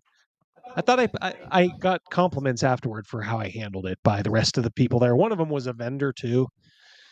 And he, after the game, after the autistic guy left, the vendor was like, "You handled that perfectly." He's like, "I thought that guy was going to spoil our game." He's like, "And you handled him just right." And it ended up being just fine. It was like you just got to be like firm with those folks. If you're ever in a game with them, like at a convention. I mean, look, when he showed up and he started, like, his autism was kind of on display. Don't get me wrong. I wanted to say, get the fuck out of here, please leave. But couldn't do that. He paid his money. I just wrangled him. And, when he would talk, I would say, "You got to stop doing that, my friend." I was like very direct. I said, "You have to let everybody talk, and then it's your turn." He was like, "Man, you just described Gavin." No comment. Delicious. Oh, the year Gavin got drunk. I was not there for that one. You were not there for that. I could have corralled him. Sometimes Gavin listens to me. Like, everybody's got a drunk friend story, but not all of your drunk friends are like Gavin when he gets drunk. Watch out. Yeah, he just he threatened to beat up Rogan.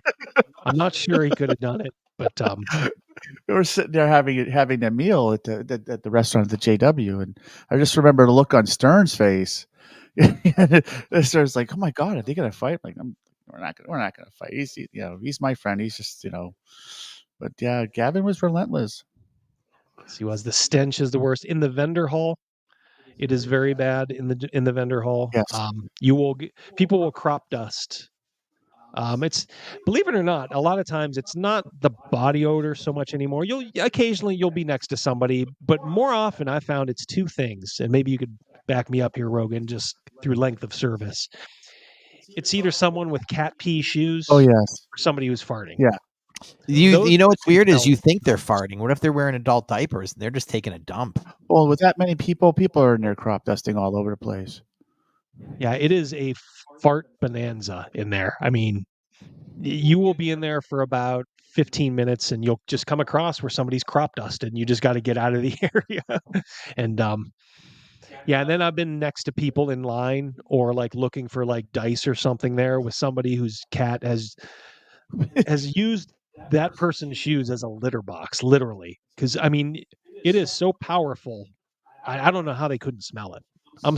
We have a cat, and I am so on. Like, did this cat pee anywhere outside the litter box? And then it's like bleach and all that crime unit stuff. It's so people are so nose blind to their surroundings. I realize we have a dog, and the dog's not allowed upstairs or in the basement. It's just a first floor animal, but there's plenty of room for him. And after coming from upstairs and going downstairs, and I'm just like, man, I can smell Opie like already. So I can just imagine when people are a guest at our house, they walk in and they're just like, "This people have a dog." Opie doesn't pee inside or throw up inside. Like, it just smells like a dog. Yeah.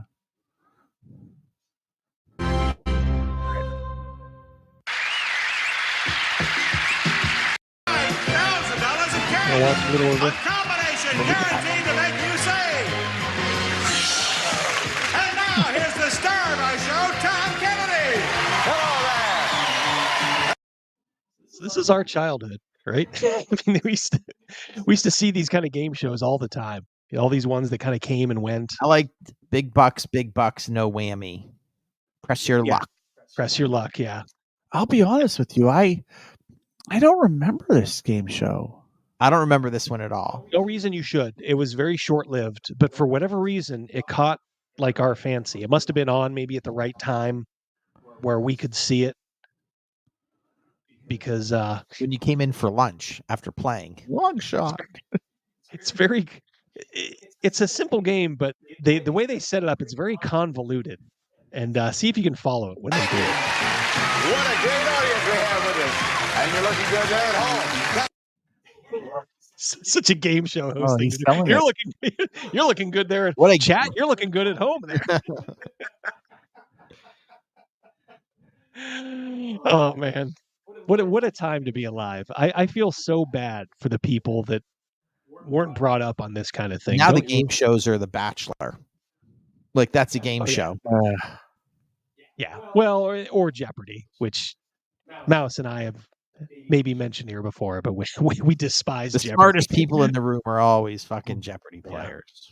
Yeah, it's like, we'll watch as they chat. We'll probably lose about 6 people here, but our numbers just dipped. Sorry, Jeopardy people. Let me say, it's not that we hate the game itself. You can watch the game. Stop blurting out your answers. Yeah, but if you are watching the game so that you are blurting out answers to prove to yourself, your loved ones, or perfect strangers who you've invited over just how smart you are, stop doing that. You are being quite annoying. We have a friend that does it. I have a brother that does it. Jacob. It's like encourages know-it-allism, as we call it. Jacob Jones says, I hope he's referring to a game show, unless he's referring to Flo from Alice. But the blank was in my blank. Just my yeah. Now that's a very good show. That's what a game show should be. A game show should not be you thinking that you're smarter than. Let's face it, a bunch of losers on TV. I don't care how much money they make doing it. Charlotte Williams says that episode of Hollywood Squares where Gilbert Gottfried kept yelling out, "You fool!" We've watched it. Yeah, we've watched that. It's when that guy picked against him, like, or girl, whatever it was, like 4 times in a row. You fool! Charlotte, good pull. That was a good one. Adam Carolla and Dr. Drew were talking today about commercials from the 70s, and one of them was about the heartbreak of psoriasis. That was like a catchphrase, and I was looking it up on YouTube, and I came across the Hollywood Squares because they were saying, like, yeah, that was like a catchphrase in the 70s, the heartbreak of psoriasis, and it was from this one company, pharmaceutical company or whatever, and it was like a joke. And sure enough, like Hollywood Squares, Paul Lynde Center Square, what would sadden your favorite woman or something, and he's like, the heartbreak of psoriasis. Love Paul Lynde. Oh yeah. All right, so you're looking good at home too. We pronounce our show, and the reason we pronounce it because, like moments, the last time we were here, we had Gwendolyn Brown walked out of our studio with an excess of $26,000. Let's see if it happens again today. Let's bring. That is a lot of money. Equivalent, chat. Can you hop on that? What's the equivalent? What year is this, Double D? Like 1979, 1980. Look what 1979, $26,000 is today. Chat. I'd say it's close to $100,000. My guess is gonna be maybe a little bit more. It could be, yeah. Not two. I'm not going that high, but I'm gonna say a little bit more than 100. This is 43 years after this. 43 years before this show, World War II had not started. Just to put this in perspective. I love doing stuff like that. It's crazy. Isn't it like we're farther from 80s music than 80s music was from World War II? Yeah, exactly, because this is 1980. Yeah. Chris Miller says his guess is 101. I think he's priced it right to Double D. Yeah. Oh, wow.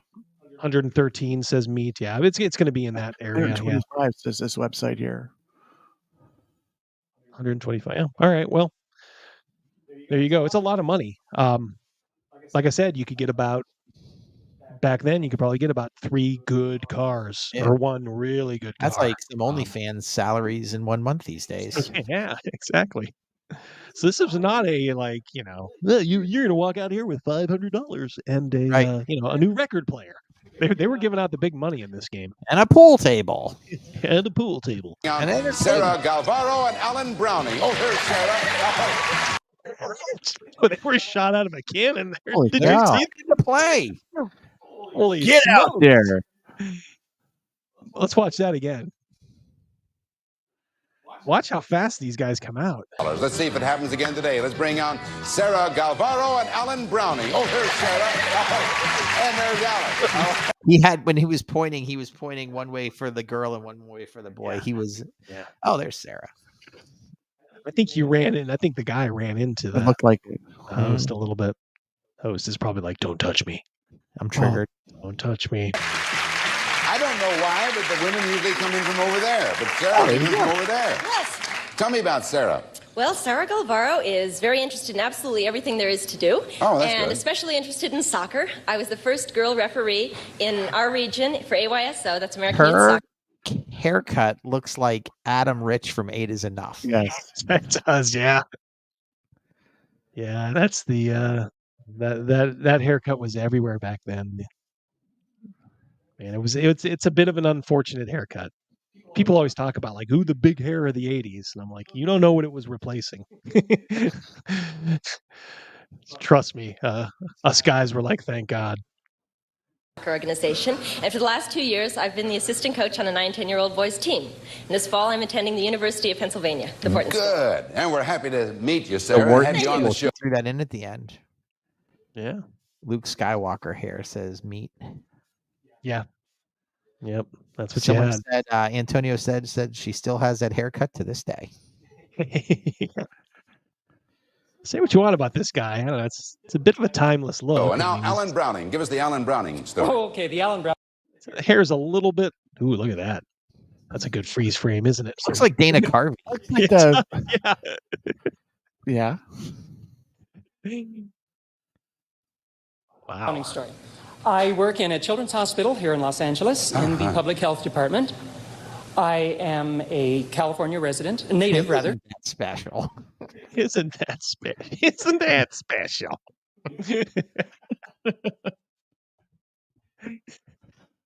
Gonna pump you up. It's a California native, and I'm a former teacher and a little bit nervous. Now, did you hear what I said? Don't worry about that. That'll take care of itself. You'll get so concentrated on the game, you'll forget about everything else.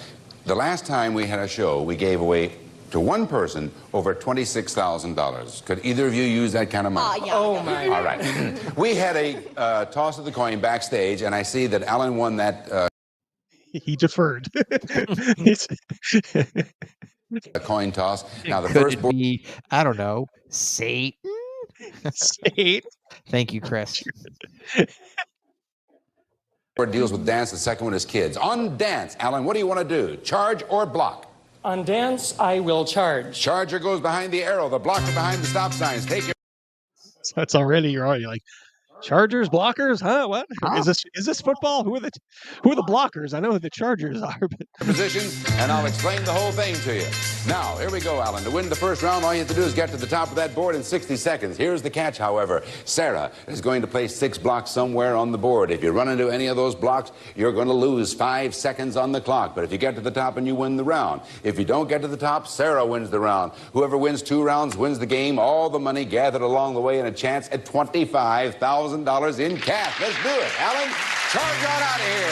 And there he goes, out of sight and out of here. He's tucked away. Sarah, 6 blocks in your disposal.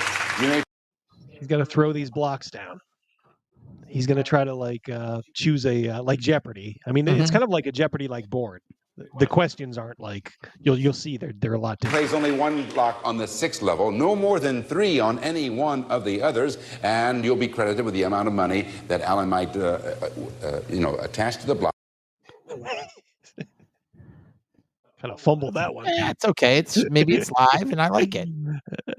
These things are. I mean, they're live, but they can always say like, "All right, let's start that again." I like the rawness. Yeah. Blocks that Alan might hit. It's dance. Where are you going to put your blocks? Well, not wanting to pussyfoot around, No. I think. Whoa! All right. Damn. I like her already. See why she's a coach for a boys soccer team. Yeah. As Joan Crawford's, fictitious daughter said in Mommy Dearest, I should have known you'd know where to find the boys and the booze. That was my brother's favorite movie growing up, Mommy Dearest. He didn't like it ironically, like everybody does now. He just liked it. So it was always on. So I grew a very deep appreciation of Mommy Dearest as I was growing up. Right around this time, too. I will pounce on the first level, level 1, on 10, 30, and 40. That's a good pounce. What are you going to do next? Well, then I think I'll move up to level 4 and do 20 and 30. Now you have 1 block remaining. Well, I'll move up to level 6 and do 350 right at the middle. Okay. Most interesting. Let's see how that all works out. It's the first No round. wire hangers, says Charlotte. Yeah, no wire hangers. Which actually, someone went and did like a EFAP'd it maybe, and they said that the way that the chances are that family could afforded dry cleaning. Yes. And also where the wire hangers were, that little girl couldn't have reached where those wire hangers were in the closet either. There's a lot of Joan Crawford was probably very harsh, but there was a lot of I don't want to say gossip, but a lot of talk about how a lot of that was embellished and kind of like said all that after she died. She reminds Chris of Mary Lou Retton. I was trying to figure out. Exactly. I'm looking like who? Like good. That was a good Chris. call. Actually, this would be before Mary Lou Retton, so maybe Mary Lou Retton stole her luck. Is that correct? This is from the 70s? Oh yeah, for sure. Yeah, Mary Lou was 84, right? The dude looks like young Barry Bostwick. Yeah, Elle thinks Mary Lou was cuter. Probably so. She was also like 4'9" or whatever, Chuck Norris size. Yeah, that was a great one. That was a great group chat. Didn't I get swore at? Yes, During that one, it got very personal. We love our friend Gavin. And one night while we were gaming, the subject of Chuck Norris came up, and Gavin was adamant. Chuck Norris is barely over 5 foot. It was crazy. And we were like, we don't think so, Gavin. Like, are you sure about that? We were kind of being nice. We all knew, like, he's not. Smallest guy in martial arts. The smallest guy ever. Are you kidding? He's probably 4 feet. He probably has to reach 5 feet with, like, platform shoes or something. Like, really? That was a Friday night game, which chat went into the next spilled over into Saturday. Yeah, it got heated. caustic. Yeah, he was very adamant about it. We just looked it up. I'm like, he's listed here as 5'10". He's like, I know that's not big, and they're scraping an inch or two, so maybe he's 5'9". Eric C just said 5'9". Yeah, exactly. Yeah, but Gavin was just insistent. He was 5'1" at the most. Dude. I'm like, how about that, Gavin? And then when he was, it was kind of proven, and he was like, well, all right.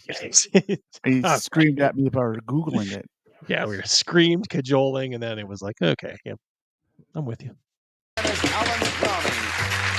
Alan, if you find the time is running short, you can call long shot, and when you do that, we will stop the clock, all right? Now, you have to charge to the top of that board in 60 seconds. It's devoted to dance, so giving me the level and the money amount. Charge! Level 130. 130. Oh, no. 4, 3, 2, 1. Same level 1. 40. 140. 4, 3, 2, 1. Same level 1. 10. 110. Jeez. It's getting your ass kicked. Yeah, this girl's probably like, holy shit. I like watching her bounce. Maybe she went Princess Leia, no bra.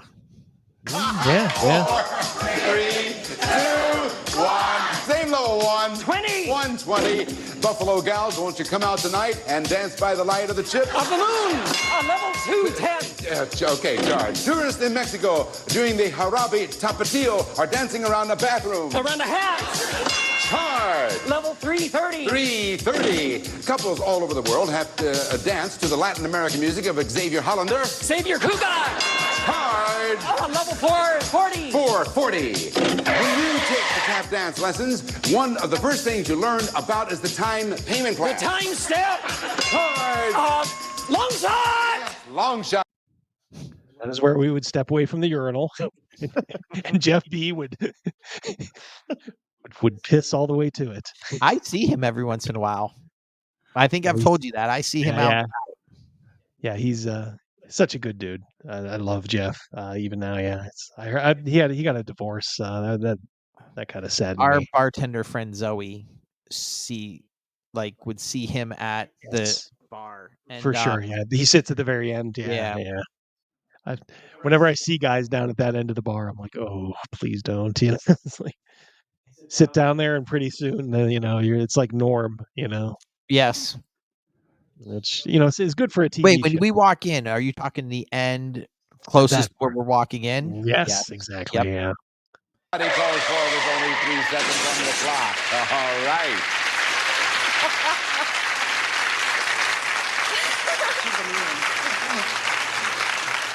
On that first level, you must have thought all the world was a block. Three I blocks. was never going to get above level 1. All right, he calls for the long shot with 3 seconds on the clock. That now takes you from the 4th level immediately up to the 6th level. So you just call a long shot anytime and just get right to the top. Why wouldn't you just do that? That'd be a good strategy. Why the show didn't last. Yeah. So rules were a little. This girl's probably like, I literally couldn't have done any better. Like his first 3. Were. And now, Sarah, there are 3 secret buttons on your podium. Press one of them right now, which will place a secret block on the 6th level. Would you do that, Sarah? All right. Alan, there may also be a previously placed block on that level. But if you find the blooper and if you correct it, you win the round. Anything else, though, and Sarah wins the round. Alan, there are 3 positions. Which one do you want? 200. 200. Shot, and Sarah wins the first round. Congratulations to you, Sarah. Well, come with me. All right, so I think they're just going to do another round of this. We'll get to the end. He looks like Barry Bostwick from Rocky Horror Picture Show. Yeah. Man, the chat is not liking this. They don't like it. No. I'm I'm not saying. I mean, we got 2 million people or 1.3 million people. I want couple don't like it. Yeah. I don't know. Garibay. I'm with you. Garibay. I want Garibay and Bob. You guys want some Garibay? Garibay is up. Hold on.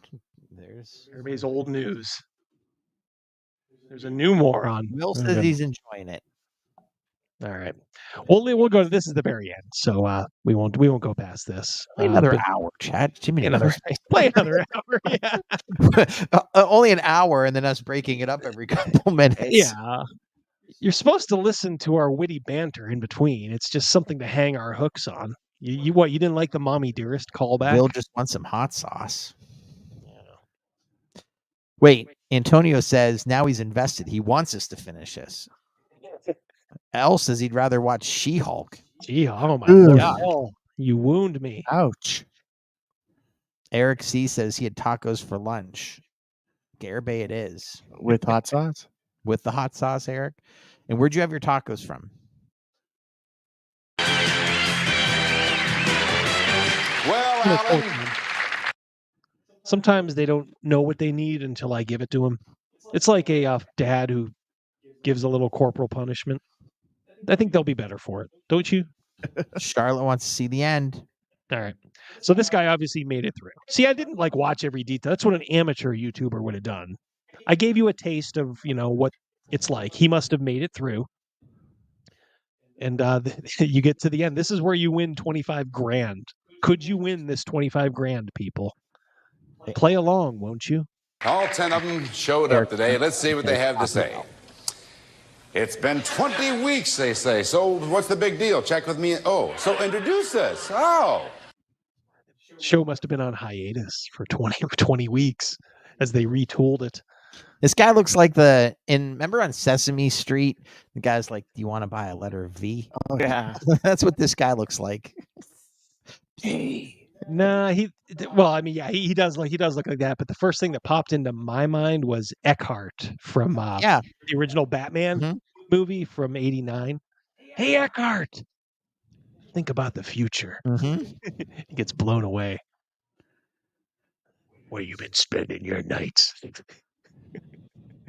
That's not a bad idea, as a matter of fact. A lot of people have been writing us for pictures. Believe it or not, they want pictures of these characters up here, and they're asking exactly what their names are. So let's take a second and give them their moment in the limelight. Shall we do that?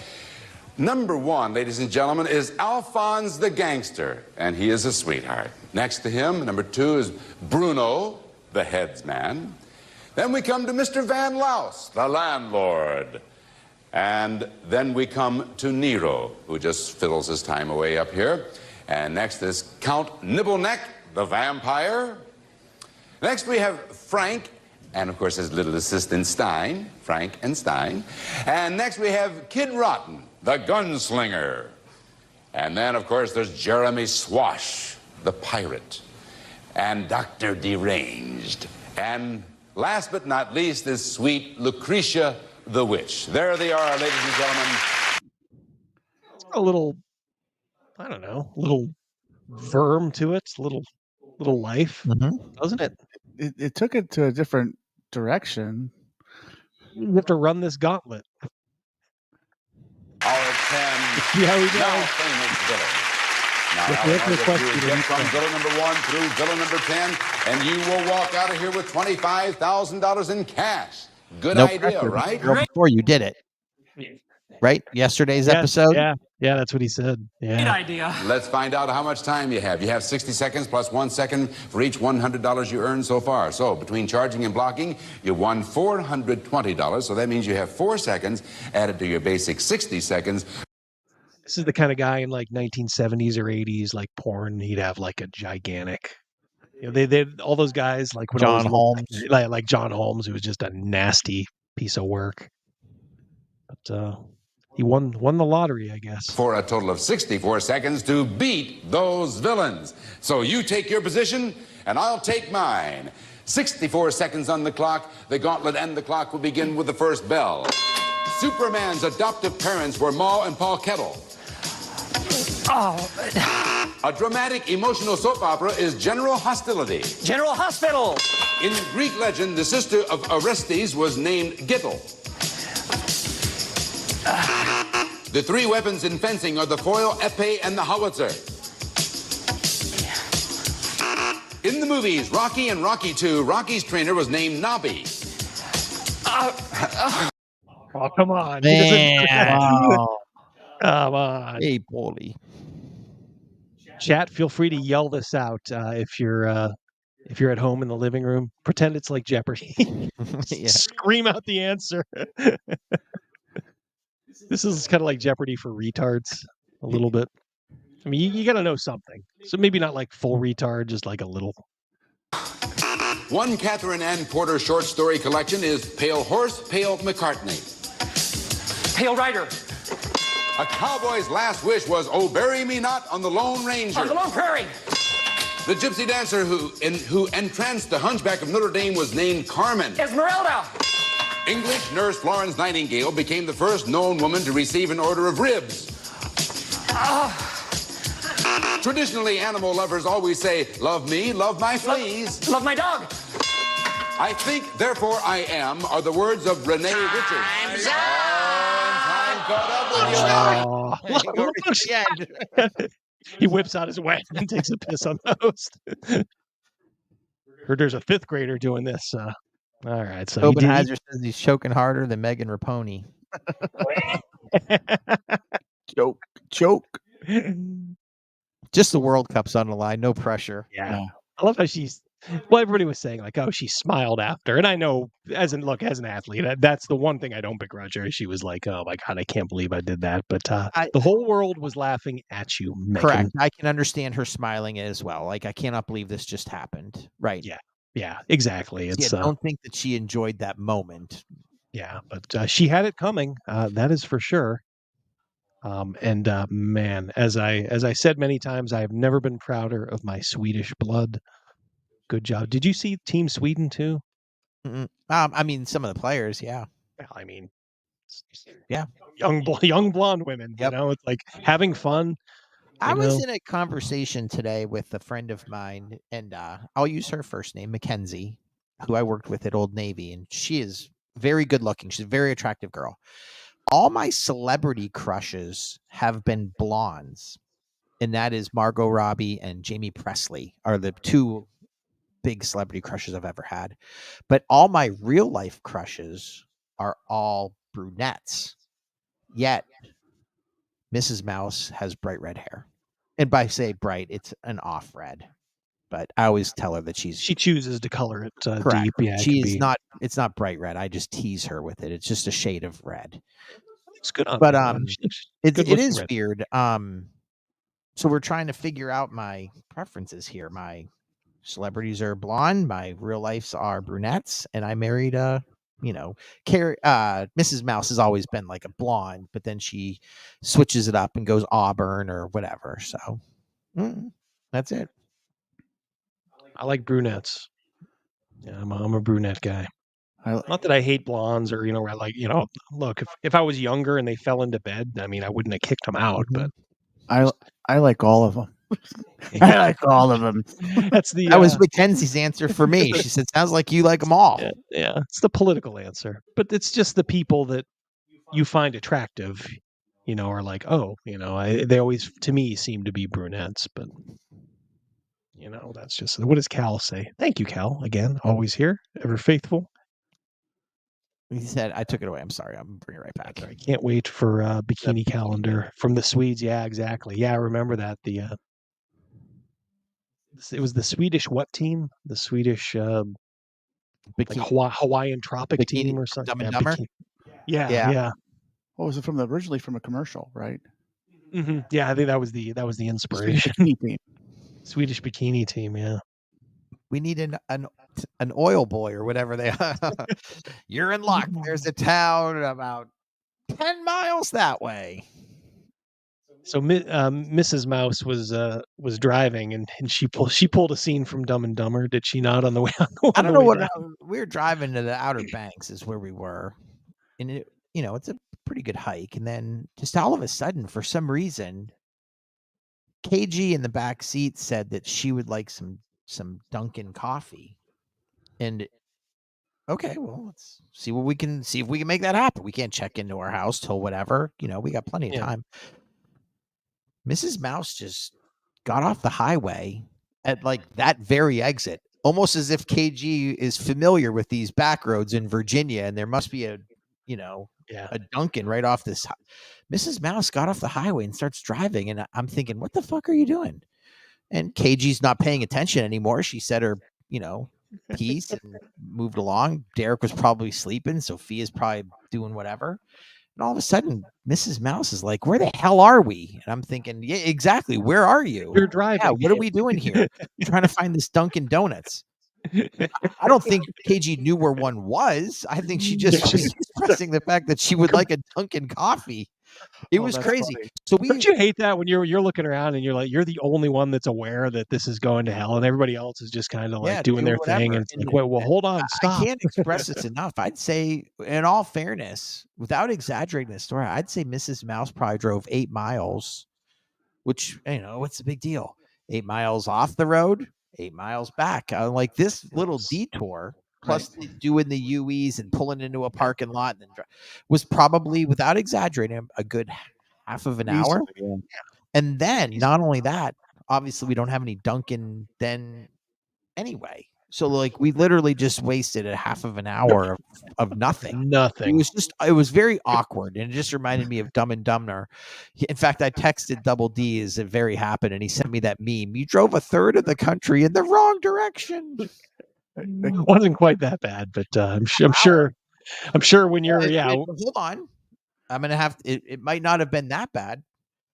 From where we pulled over in Virginia to spend the night and do the rest of the day for the trip to the Outer Banks is a 4-hour trip. A half of an hour in the 4 hours is not a third, but it's a pretty good portion. Yeah, it's sizable. Yeah, it's definitely sizable.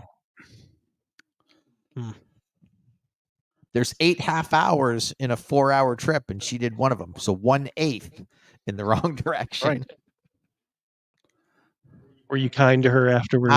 Nothing but a peach on these trips. I've always said I will never. No one has ever heard me complain on a vacation. I get it. Shit costs a lot of money that we're on vacation. That's why I have a job. But I never. My dad ruined vacations for our whole family. So I promised everybody I know I will never complain on a vacation about time, price, whatever. Never have, never will. My dad was always good on vacations. I do remember one time he accidentally burned me with his cigarettes. Like it was like we were stopping at a McDonald's and he had it down by his waist and he didn't know I had come up behind him. So he just like turned around and like got me in the arm. I was like, oh, I was like 8 years old. He could tell he felt so bad. Oh, that was a constant growing up. We traveled back and forth to Virginia all the time when we were little. My brother and I were little, and my dad would flick a cigarette out the window, and it would go out and then come in the back window and land on me or my brother all the time. So much so it might have not been an accident after a while. Hey, Dad, you keep doing this, and this keeps happening. Oh boy.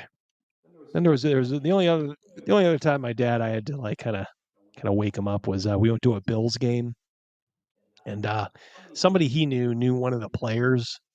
It wasn't like a star player or anything. He was like a special teams player. So we sat in the parking lot after. So I was like maybe 15, 16. And my dad, my brother, and my cousin were just getting hammered. Of course, I'm 15, 16, so I'm stone sober. So on the way back, my dad starts about halfway between Buffalo and where we live. The car starts to slowly go over the white line. I'm like, He's like, oh, what? What? All right. He's like, he was wide awake after that. And I was other than that, he was pretty good on vacation. Always wanted to make sure we were having a good time. Yeah, vacation road trips for the Rogan family was always traumatic. Oh, there's always a disaster. Always. People say like, "Oh, it's half the fun." No, these were traumatical. You remember when the gas crisis happened back in the 70s? I was real little. Remember that? We traveled down to visit some family right outside of Baltimore, and it was like the last handful of miles. I was very young. My dad had me scoot up to the front seat. My mom was asleep, and he told me to watch the gas gauge. Well, it's on E. Well, just let me know if anything happens. I just remember like not understanding, but Dad, it's on E. Yeah. Just let me know if it starts shaking or moving. So luckily we get into Baltimore. We go off the side of the road someplace, an urban area. Excuse me, sir. Go down where it says rib tips. Yeah. Nah, fuck that. You don't want to go that way. This is this is like, I want to say like late at night, or early in the morning, 1, 2, 3 o'clock in the morning. And we pull over, the car shutters. He gets into a parking area. My dad reaches in a glove compartment and grabs a gun. He hands it to my mom and says, "If anyone comes to the car, shoot." Oh my gosh! Dad gets. And listen, Rogan does not embellish stories. This is 100%. And I just like, I just remember being so amazed and then terrified, and that, like, my mom has to shoot somebody.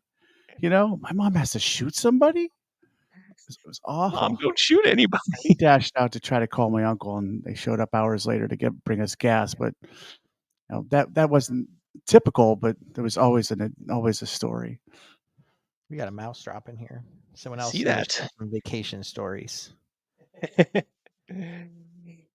Emery Kalame, $5. Thank you so much, Emery. Good to see you again here.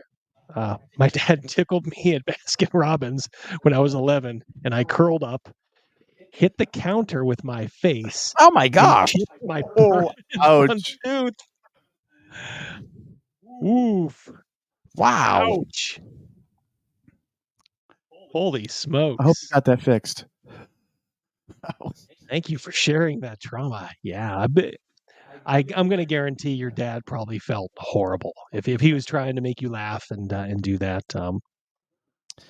That's happened a couple times. When you're the kids are young and you're like as we say roughhousing with them. They end up hitting their head or getting a split lip or something. But a chipped tooth. Eric C says worst vacation was a 2-week camping trip and it rained every day. That sucks. Camping too. Boy, I hate camping. Chris says my mother was driving from Georgia to Florida and fell asleep at the wheel. Somehow she drove 100 miles past her exit. When she woke up, she swerved like the Vacation movie. I love the original Vacation was awesome, which is what I was referencing to Rogan. Nah, fuck that. You don't want to go that way. Excuse me, Holmes? At $10. That's a great story, Chris. Clark, I see that seems like a fair price for directions. When we were driving one of our trips down to Charleston, I'm thinking right, this was on the way back from Charleston. There was a pickup truck driving erratically, like going from lane a little bit into one lane, but then it would correct itself. And I'm like, I want to get around this guy. It was a white pickup truck, rusted to shit, but it had like a pool cleaning, like an old faded pool cleaning logo on it. So I just burned past this guy and then looked in. It was a hillbilly. And again, I'm not exaggerating. I don't exaggerate. He was like this. Oh man, like that girl in that Tesla video. Yeah, this was not a self-driving 1995 like Toyota truck. This thing was like a weapon. I said, "Holy shit, that guy is sound asleep." I went past him probably like 90 miles an hour. At the end of the hill was a cop. And I thought for sure as I was looking back, I slowed down purposely, obviously, when I saw the cop. But then afterward, I wanted to see if he got this guy. He didn't. The truck just kept going. So I'm like, all right, well, we'll just blow past him and Get the hell off the. Yep, exactly. holy shit, yeah. But I mean, that's the first guy I have ever witnessed sound asleep. This guy was head up in the air, sawing logs That's at awesome. probably 65 miles an hour. That stuff's so scary. Like you're sharing the road with them, you and your family. That stuff is so scary. The scariest part to me is that he was doing, given the circumstances, now that I saw him, he was actually doing a pretty decent job keeping the car on the road. Mm-hmm. Like, I mean, I don't know how he was keeping this thing straight. I have so many just from driving, not even for my job now where I drive tons of miles, but when me and Mrs. Mouse were first dating, we were at a busy intersection and our light turned green and I waited a bit and Mrs. Mouse like, you can go. And I just had a sense I shouldn't. And some guy flew through, this was on Peach, a very busy street. And it just flew right through the light. And I just said, I think I just probably saved your life. Like it would have hit her side. Yeah. Trust your gut. Yeah. I will say that if you guys have kids out there who are driving, just please tell them what Mama Double D told me. She said, Double D, now that you can drive, I just want you to know one thing. Everybody out there is trying to kill you. That is wise. She just looked at me and I'm like, okay. And she's like, I'm not lying. They are all trying to kill you. So it might have accounted for a little bit of my paranoia, but it has kept me alive and mostly accident free. I've never been in an accident like where it's like been my fault. I've had cars like slide into me, in the wintertime or, one time I was literally parked at a stop sign and a bus clipped me, like making a right turn. Oh, God, don't get me started about bus drivers. You hear about something called governmental immunity. Like, oh yeah, they don't have to pay anything. Like your insurance company, even though they know it's not your fault, your insurance company has to pay. It's still a claim, even though it's the car, right? But the government won't do it. So they could pick these bus drivers out of the sewers, and just they could probably like run through, a playground, and it would be like, well, I passed. That was very good advice that was given to you. Oh, my mom is spot on about that stuff. Yeah, I love my mom. Still with us. 80. God, she'll be 87 this year, I believe. Wow. Double D's mom's a saint. She's such a nice lady. Yes, yeah. I've shopped for her professional. Like, I've gotten your mom and dad as a customer a couple times on my shopping trips for one of my apps I do, and they're so nice and so appreciative of what other people do to help them out. They're such nice people. And your dad. I do a little sports gambling on the side, and your dad is living vicariously. He'll see me, him and his brother and some old timers sit at McDonald's in the morning, and I'll get sent there for a DoorDash. And I run in because I see them at their normal spot, and I'll run in to say hi. And he's always like, Crazy Mouse, did you have any action last night? And I've been like, I did. I had this game, and it is not like one of those like, he's my son's friend. He is genuinely interested in. He's got a gleam in his eye. Yeah, he's got a gleam in his eye. He loves it. He loves hearing the great stories. He loves hearing those little heartbreaks, like if this one team would have won, I would have won a parlay. Blah blah blah blah blah. He loves it. Such great people. Thank you very much. A guy at my cal says a guy at my old pest control fell asleep early morning. He hit a semi-truck. Luckily, the other driver slowed and went to the shoulder, so it saved the other guy's life. Yikes! We are far off of the they can't pick bus drivers from the sewage. Sorry, guys, them hired them all. Yeah, that's probably right, Al. Probably right. Get them all out of the road and send them up to Seattle. Yeah. Maybe I guess that brings us back sort of full circle. We kind of meandered a little today, which I like doing. I don't know. Chris says, well, great stream, guys. I gotta go. What, us just bullshitting? Like we were upstairs. Pull a beer out and just join us. Have a good night, Chris. Thank you very much. Yeah, seriously. Thank you again for that stuff. I'm going to take a look at your game. See if I can't maybe do a little do a little page through like I did Mad Scribe. Yeah, Chris Miller is Mad Scribe. Check it out on Patreon, Mad Scribe Magazine. Went through it last week. Not too bad. Well, I think we have tortured these people enough. We showed them a game show, which obviously had its share of problems. Phew. It was a big part of my 5th grade. I can't tell you how much I chuckled at Long Shot. For about 2 months, that was like all the rage. Like, all right. Isn't it weird how some things like are so important to you and other people couldn't give 2 fucks? But it's just like, man, that's part of my history and it makes me me. It's one of the tiny little blocks that help build you.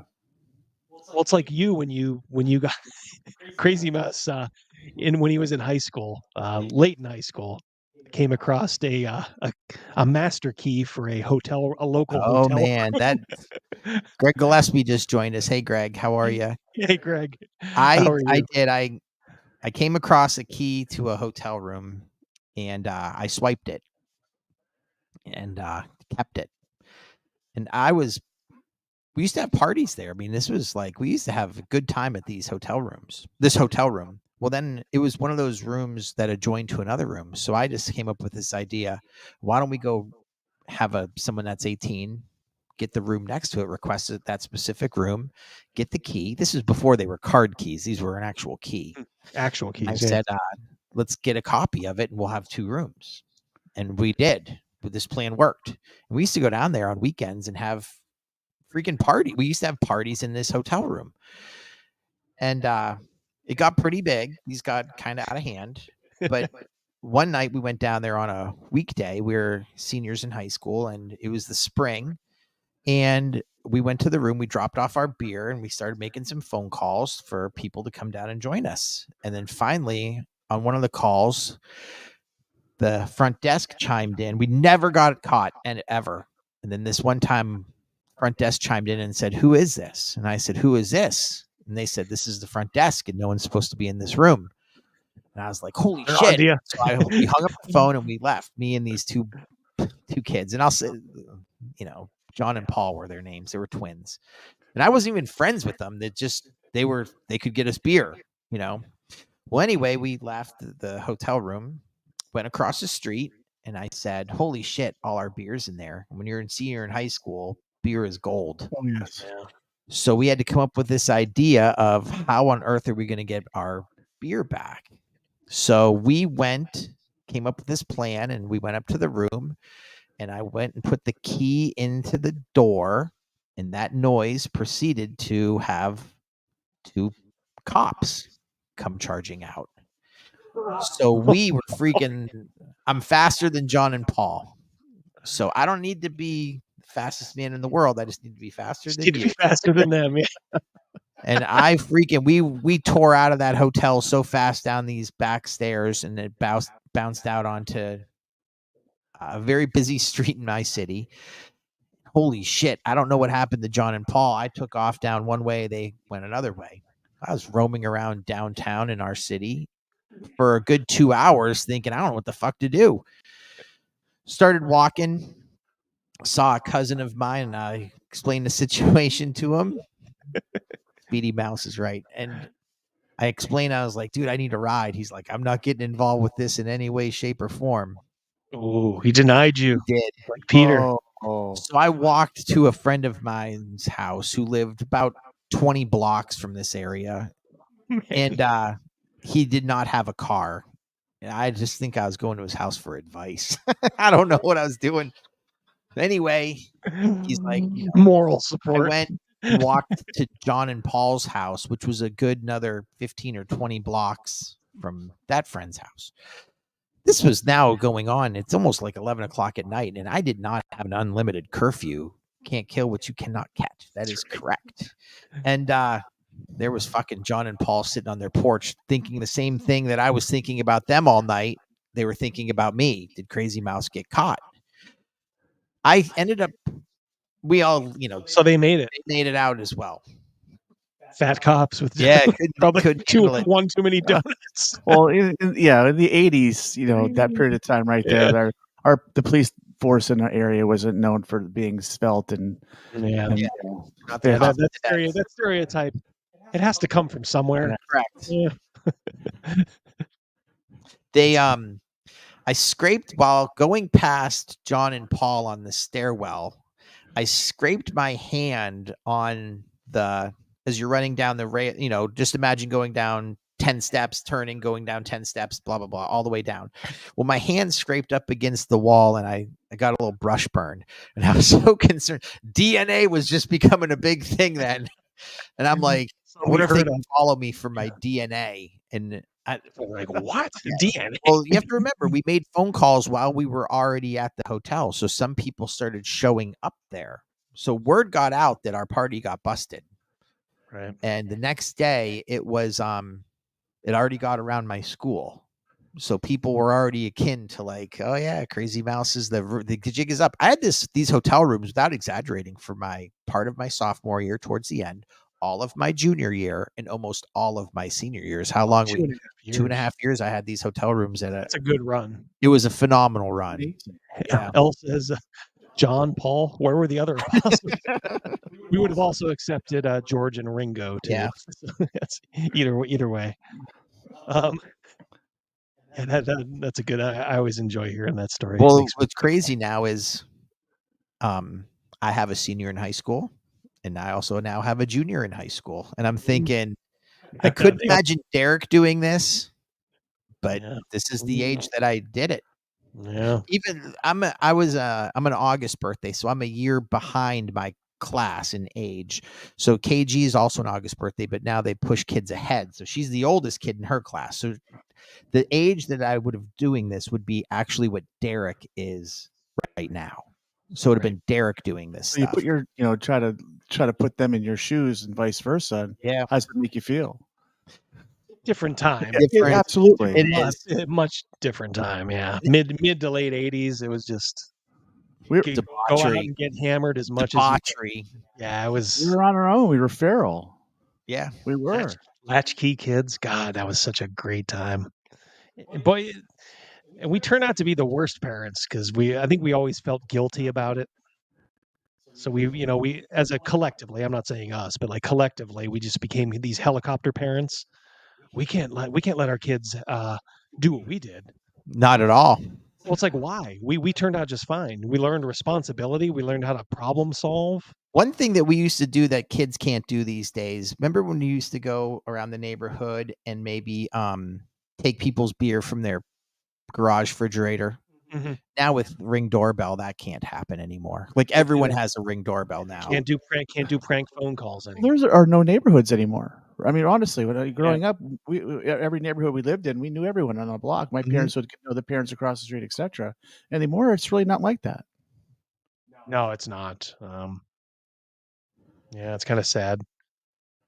I was always, encouraging, with our kids, like, let's see if there's any kids in the neighborhood. But really, there weren't any kids that came out. It was like the kids that did come out, they all looked like sickly and would have this fearful look in their eye, and I'd tell my daughter, like, honey, hey, go out and say hi. And she'd say hi, and they'd be like, eh. Like these feral kids, and then they'd say hi real quick and then run back. Are you a Virgo, Mouse? I'm a Leo. He's a Virgo's Leo. the very end of August. Yeah, beginning of September. Yeah. Hopenizer. He comes up with some good ones too. Crime is for kids. Crime is for kids. Someone made a comment. I can't find it.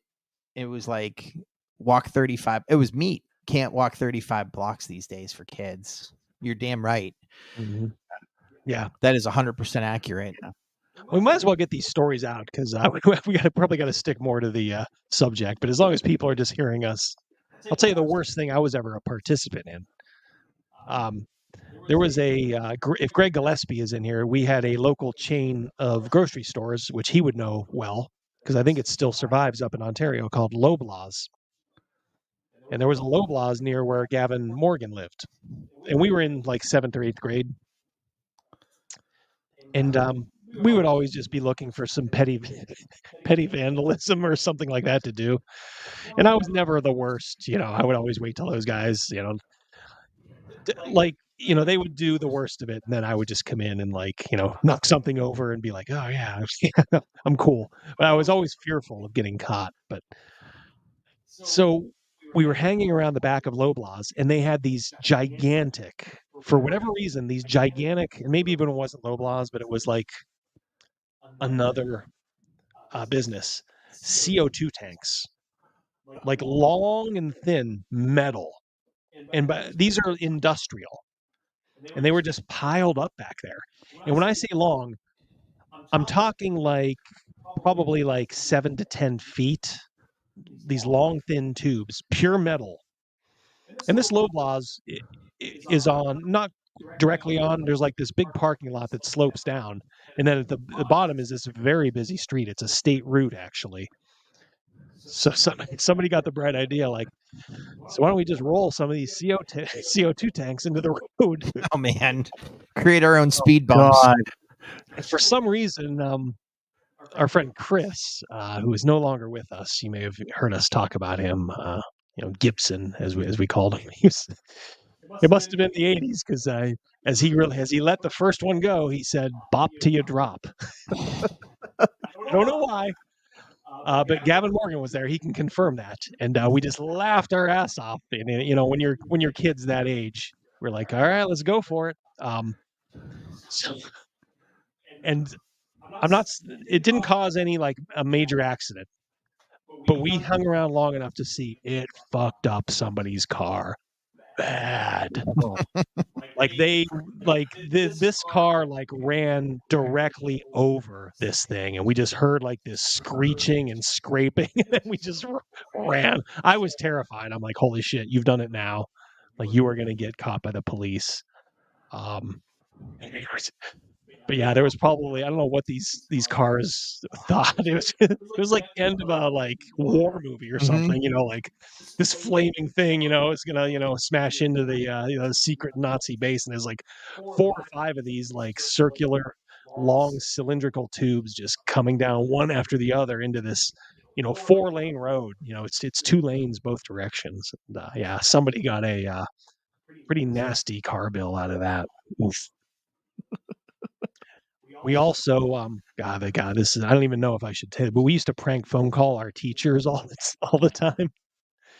Hold on. Good night, Will. Thank you. Will's checking out. Good night, Will. Yeah. Good night, Will. So we would call and pretend that we were other teachers. Our one teacher was Mr. Buffington. And, they always thought I could do an okay imitation of him. So she's like, oh, well, just call Mr. Harris and pretend that you're Mr. Buffington. Cancel that pop quiz for tomorrow. It's just in the summertime. We were just doing it just to fuck around. We were like, hey, how you doing there, man? Yeah, this is I think I even said this is Mr. Buffington. You wouldn't use his real name. And I'd love to say oh, we were really young. This is probably in 10th grade, 10th, 11th grade. And yeah, he played along for a while, and he's like, I know this is one of you little bastards or something. So hung it up real quick. The worst thing we did, and we will all go to hell for this. I still feel bad about this to this day, but we told our 7th grade English teacher that we had kidnapped her daughter. Holy cow. We had just seen Marathon Man, so she probably had to know something was up. So we were doing the oh, this is Zell. We have your daughter, Mary. She's in. We even said she's in fine spirits, but we're going to require a cash payment. Made out and stuff. She's like, what? Her daughter was probably right there, and we didn't even know she had a daughter. But we hung up on that one. And we were like, we want $30. Yeah. We went a little too far on that one. Let's pull it back. Wow. Yeah, we were bad boys. We were just bad enough not to run afoul of the police, but one of my friends broke into the one of the most straight-laced guys you would ever meet. Even back then, he was straight-laced, and I heard this story, and it was crazy. But they went through the drive-through at the Dairy Queen when it was closed, and they just leaned through the window and emptied the change drawer. And I probably got $10 worth of change or something. And when I heard who was involved, That's something I did not do. I did not anything that could have First been name starts with an R, correct? yes, Yeah. yeah. Anything deemed a felony, I was like, all right, I'm out, But I would just for whatever reason. If I was there, I'd be like, drop me off. I'm not doing this. But when I heard my friend R, I'll even say it, his name is Ray. He's the nicest guy in the world, has never done anything like that before or since, is like the most straight-laced family man. But it was like that old Star Trek episode. Remember when they had like the festival where everybody went crazy, Oh yeah. rioted and like raped and murdered?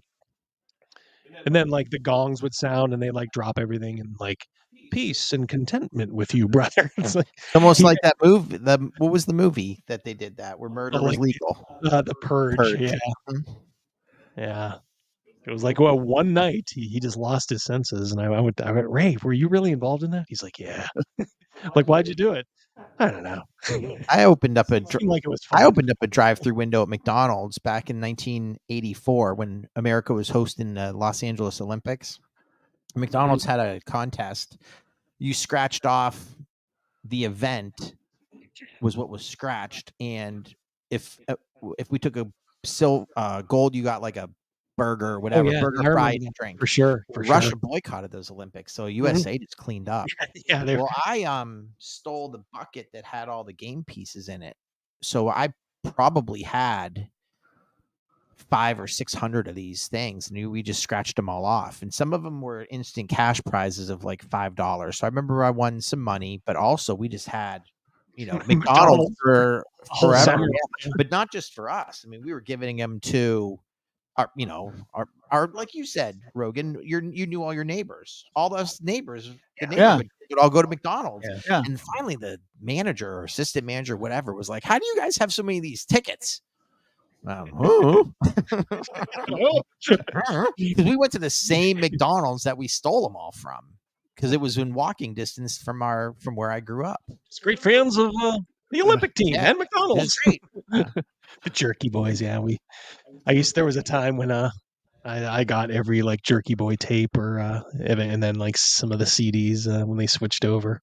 I remember turning a guy I worked with, Mark. He had never heard him before. It was at my first CPA firm, public accounting firm. He was a pretty cool guy. He's like, he's like, Jerky Boys. What are those? I'm like, oh, you are in for a rare treat. Landrew. Oh, I'm sorry.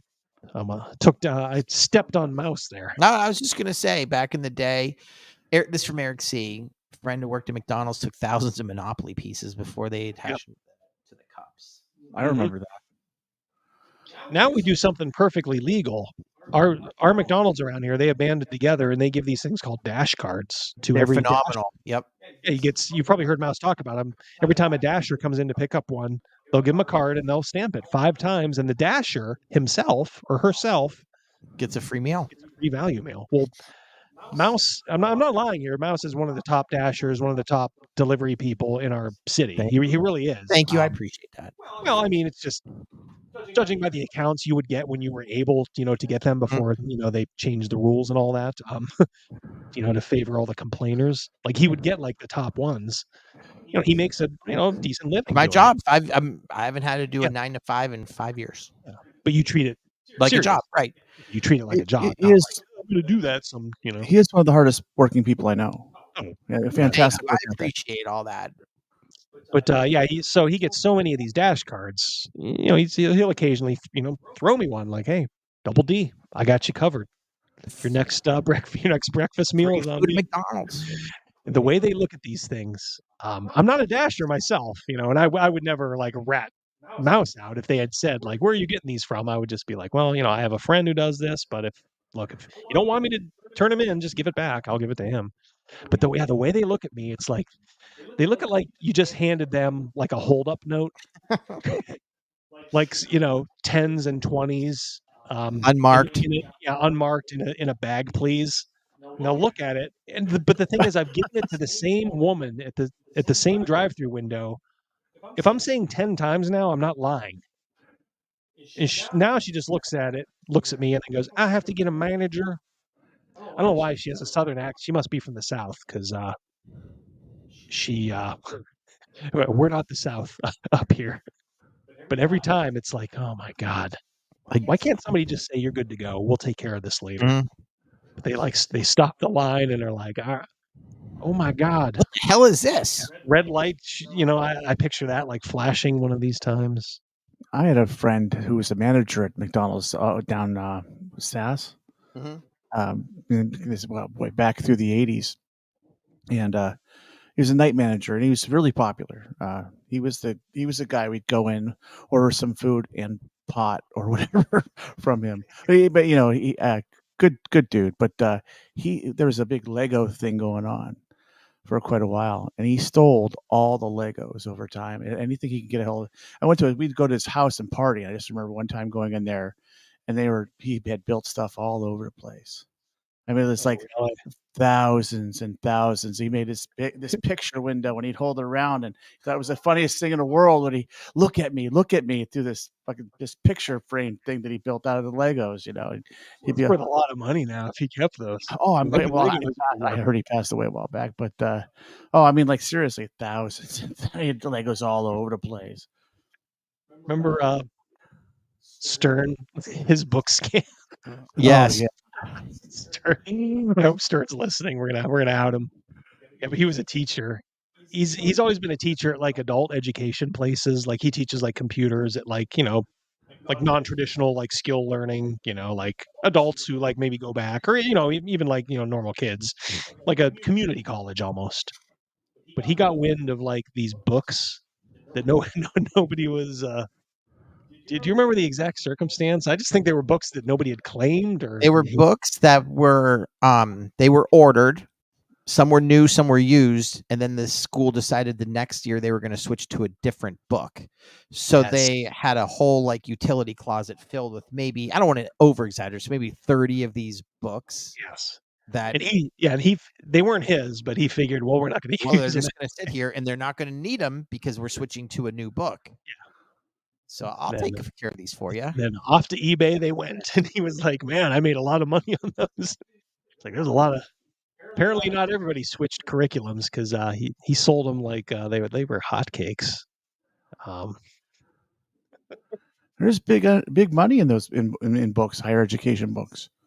Oh fuck yeah! I mean the whole thing in college was to try to get like used copies of books. When my kids, were first starting out, it was kind of like the end of that era, and they were kind of telling me like, Dad, they don't really do that anymore. Like you can get just like PDF copies or whatever. I told you guys, I don't know, it was last week, not too long ago.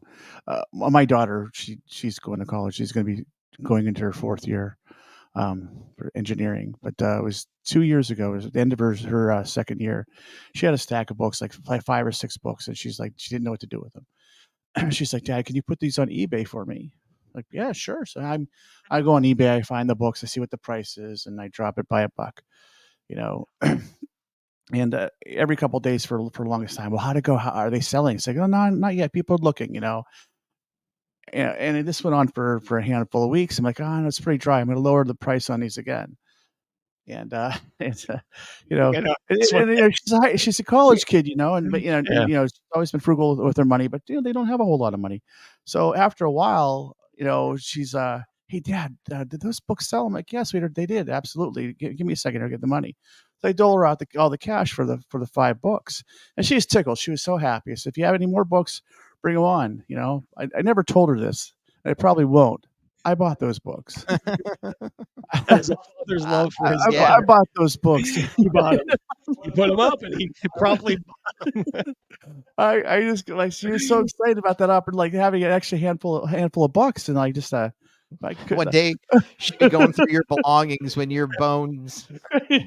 She'd be like, "Here's all those fucking books, Dad." She'll piece it together eventually. She's a smart girl. She's smarter than me. Trying to think they said your cards were the fuel for my early videos, and then Nick says that makes Caribbean videos the real mouse droppings. Trying to see if there's anything I can confess that we did. We did a lot of prank phone calls.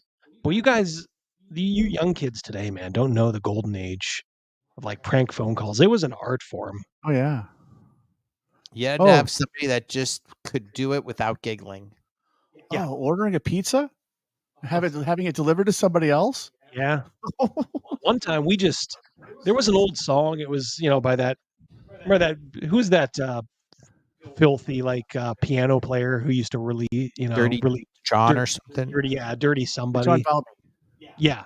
I think that was him. It's like one of those. It was either him or one of those type tapes, and we got the tape, and we're 11 or 12 years old, laughing our ass off. Well, it's 40 below, and I don't give a fuck. Got a heater in my truck, and I'm off to the rodeo. It's like that kind of thing. And we would call this local pizza place, and if I say we called it a dozen times, I think that's probably accurate. All we would do is just call and then just start the tape. This was long before caller ID. Oh yeah.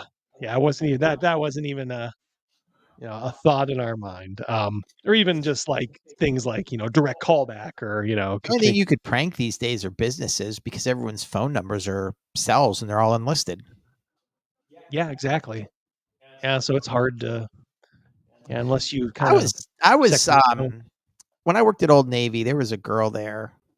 Other than Mackenzie, everybody is another girl, Caitlin O, and her sister just thought I was hilarious. So I asked Caitlin O for her sister's number, and I used to prank text her, thinking that it was like just a wrong number. But I thought I was talking to someone that I knew. So I would talk about that I was like her boyfriend, but we were splitting up and that I just needed rides and all these other things. I made up a whole backstory of I worked at a shoelace factory called Lace 'em Up and all this other stuff. Lace 'em Up. and Caitlin O's sister at first was obviously super confused, but I was making these things like, baby, I didn't know that I was dialing the wrong number. Like, I'm locked outside. Can you throw some hot chocolate and a new pair of socks out the window? Blah, blah, blah. And this went on for a good while. And finally, Caitlin O's sister, just a curiosity got to her. So she did a back search on the number she was receiving from. And her mom worked at a real estate office. So they had access to kind of some software for phone numbers to do callbacks on potential buyers. Well, anyway, she figured out that the whole thing was me. And I was like, man, and this went on for a good month that I would just text this girl just randomly. She was a good sport. I liked it. But anyway, so that was you could only prank somebody, but you need help getting someone else's number. Yeah, for sure. Contacts. So, I mean, it's over. You got to buy a burner phone. Yeah. Copenhagen says, call businesses that you don't work at and call in sick. There's a YouTuber that does stuff like that. He will call businesses and he's like, I can't come in today because it's really nice out. And the girl's like, that's, the department manager's like, that's not a good enough answer. Yeah. What's your name again? He'd be like, Sean. And she's like, I haven't met you yet, but I'm you in my department. You're not making a very good impression on me. Blah, blah, blah, blah, blah. It's like those reverse scammers, scam the scammers. Those are always entertaining. It's like when Kramer was working for Seinfeld or on Seinfeld and he's like, I don't have to let you go. Well, I don't even really work here. All right. 3 hours. You can tell folks have had enough of us reminiscing. Thanks for you bunch that stayed till the end. Much appreciated. You hardcores. Absolutely. Charlottes, the Marks, the Cobenizers, the Erics.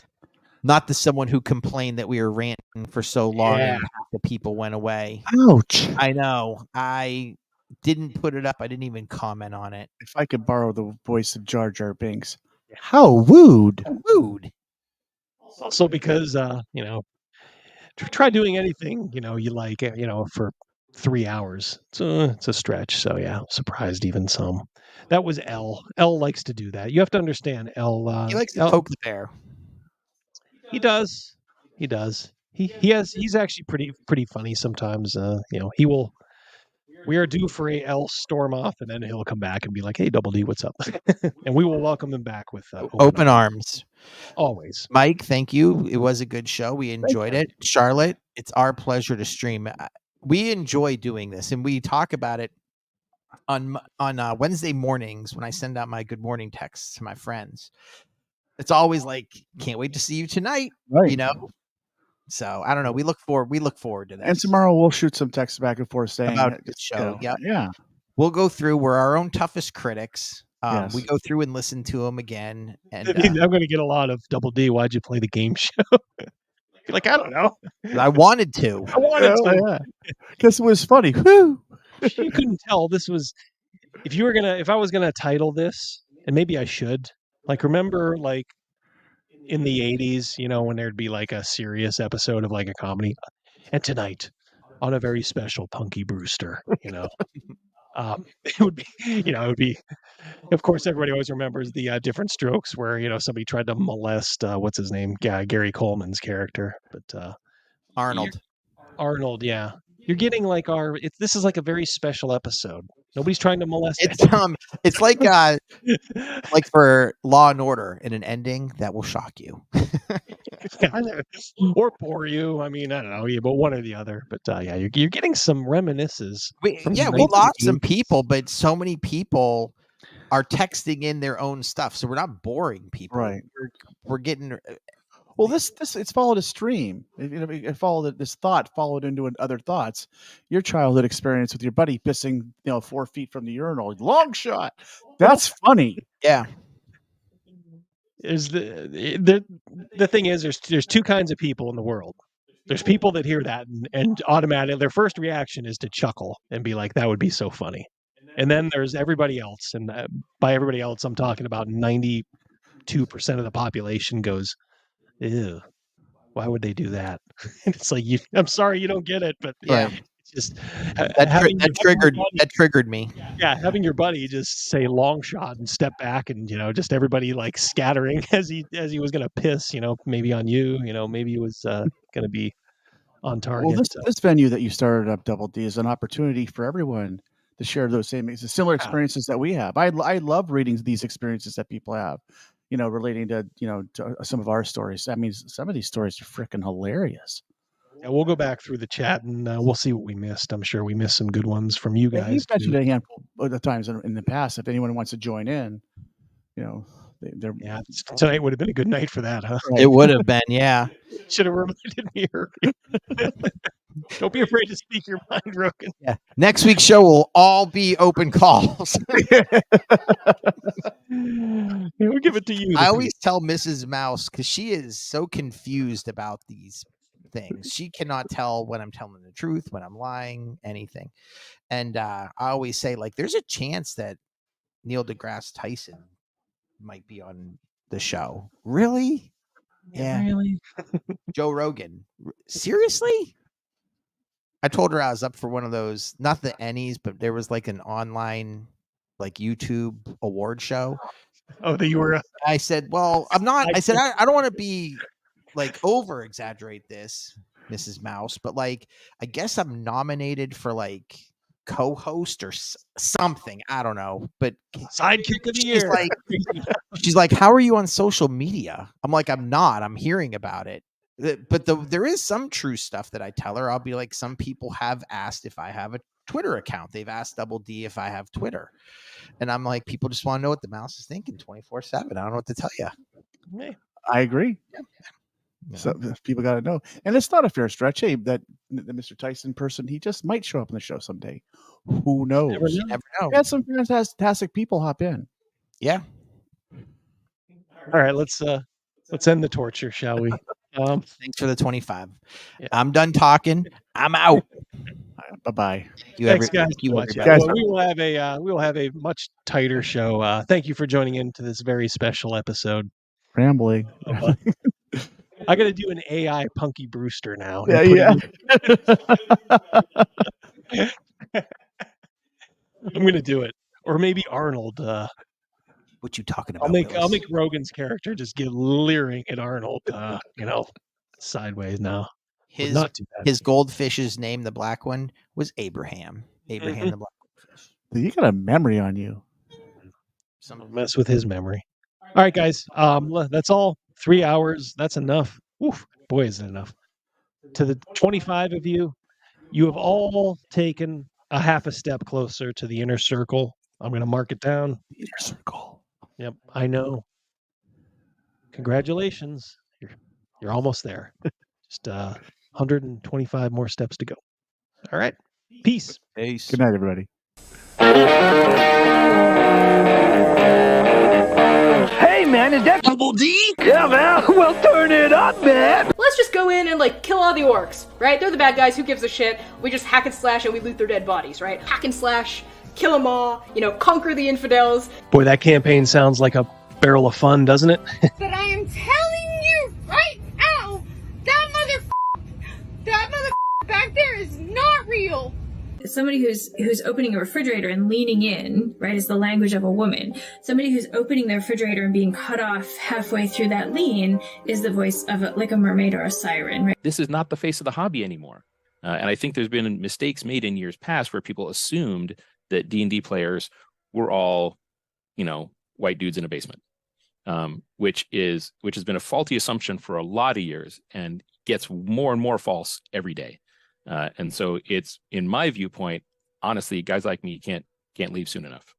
We got to put a little hot sauce on the taco. You know what I mean? We want this dwarf to be the dwarfiest dwarf. Right. We want the elf to be the elfiest elf. And just the dashiest dash of Tabasco. Their voices need to carry across water. I'm a creative. It's a huge drain, right? Because fans can be awful. Rapido, right puts it over the bar. I know what you did. You're a damn predator. All right, just get the hell out of here. I got a goddamn... You say white lives matter, they don't. White lives don't matter because white lives aren't a thing. I disagree. I disagree, Gary. Lutherville, Marina Del X, Otisburg. Otisburg? Who's this monster? She's got her own place. Man. Otisburg? It's a little bitty place. Otisburg? Okay, I just wipe it off. That's all. It's a little town. Okay. We'll do it live. Okay. We'll do it live. Fuck it. Do it live. I'll write it and we'll do it live. Fucking thing sucks. In 5, 4, 3. Great sandwich. Thank you. I enjoyed having you here. You're a very good co-host.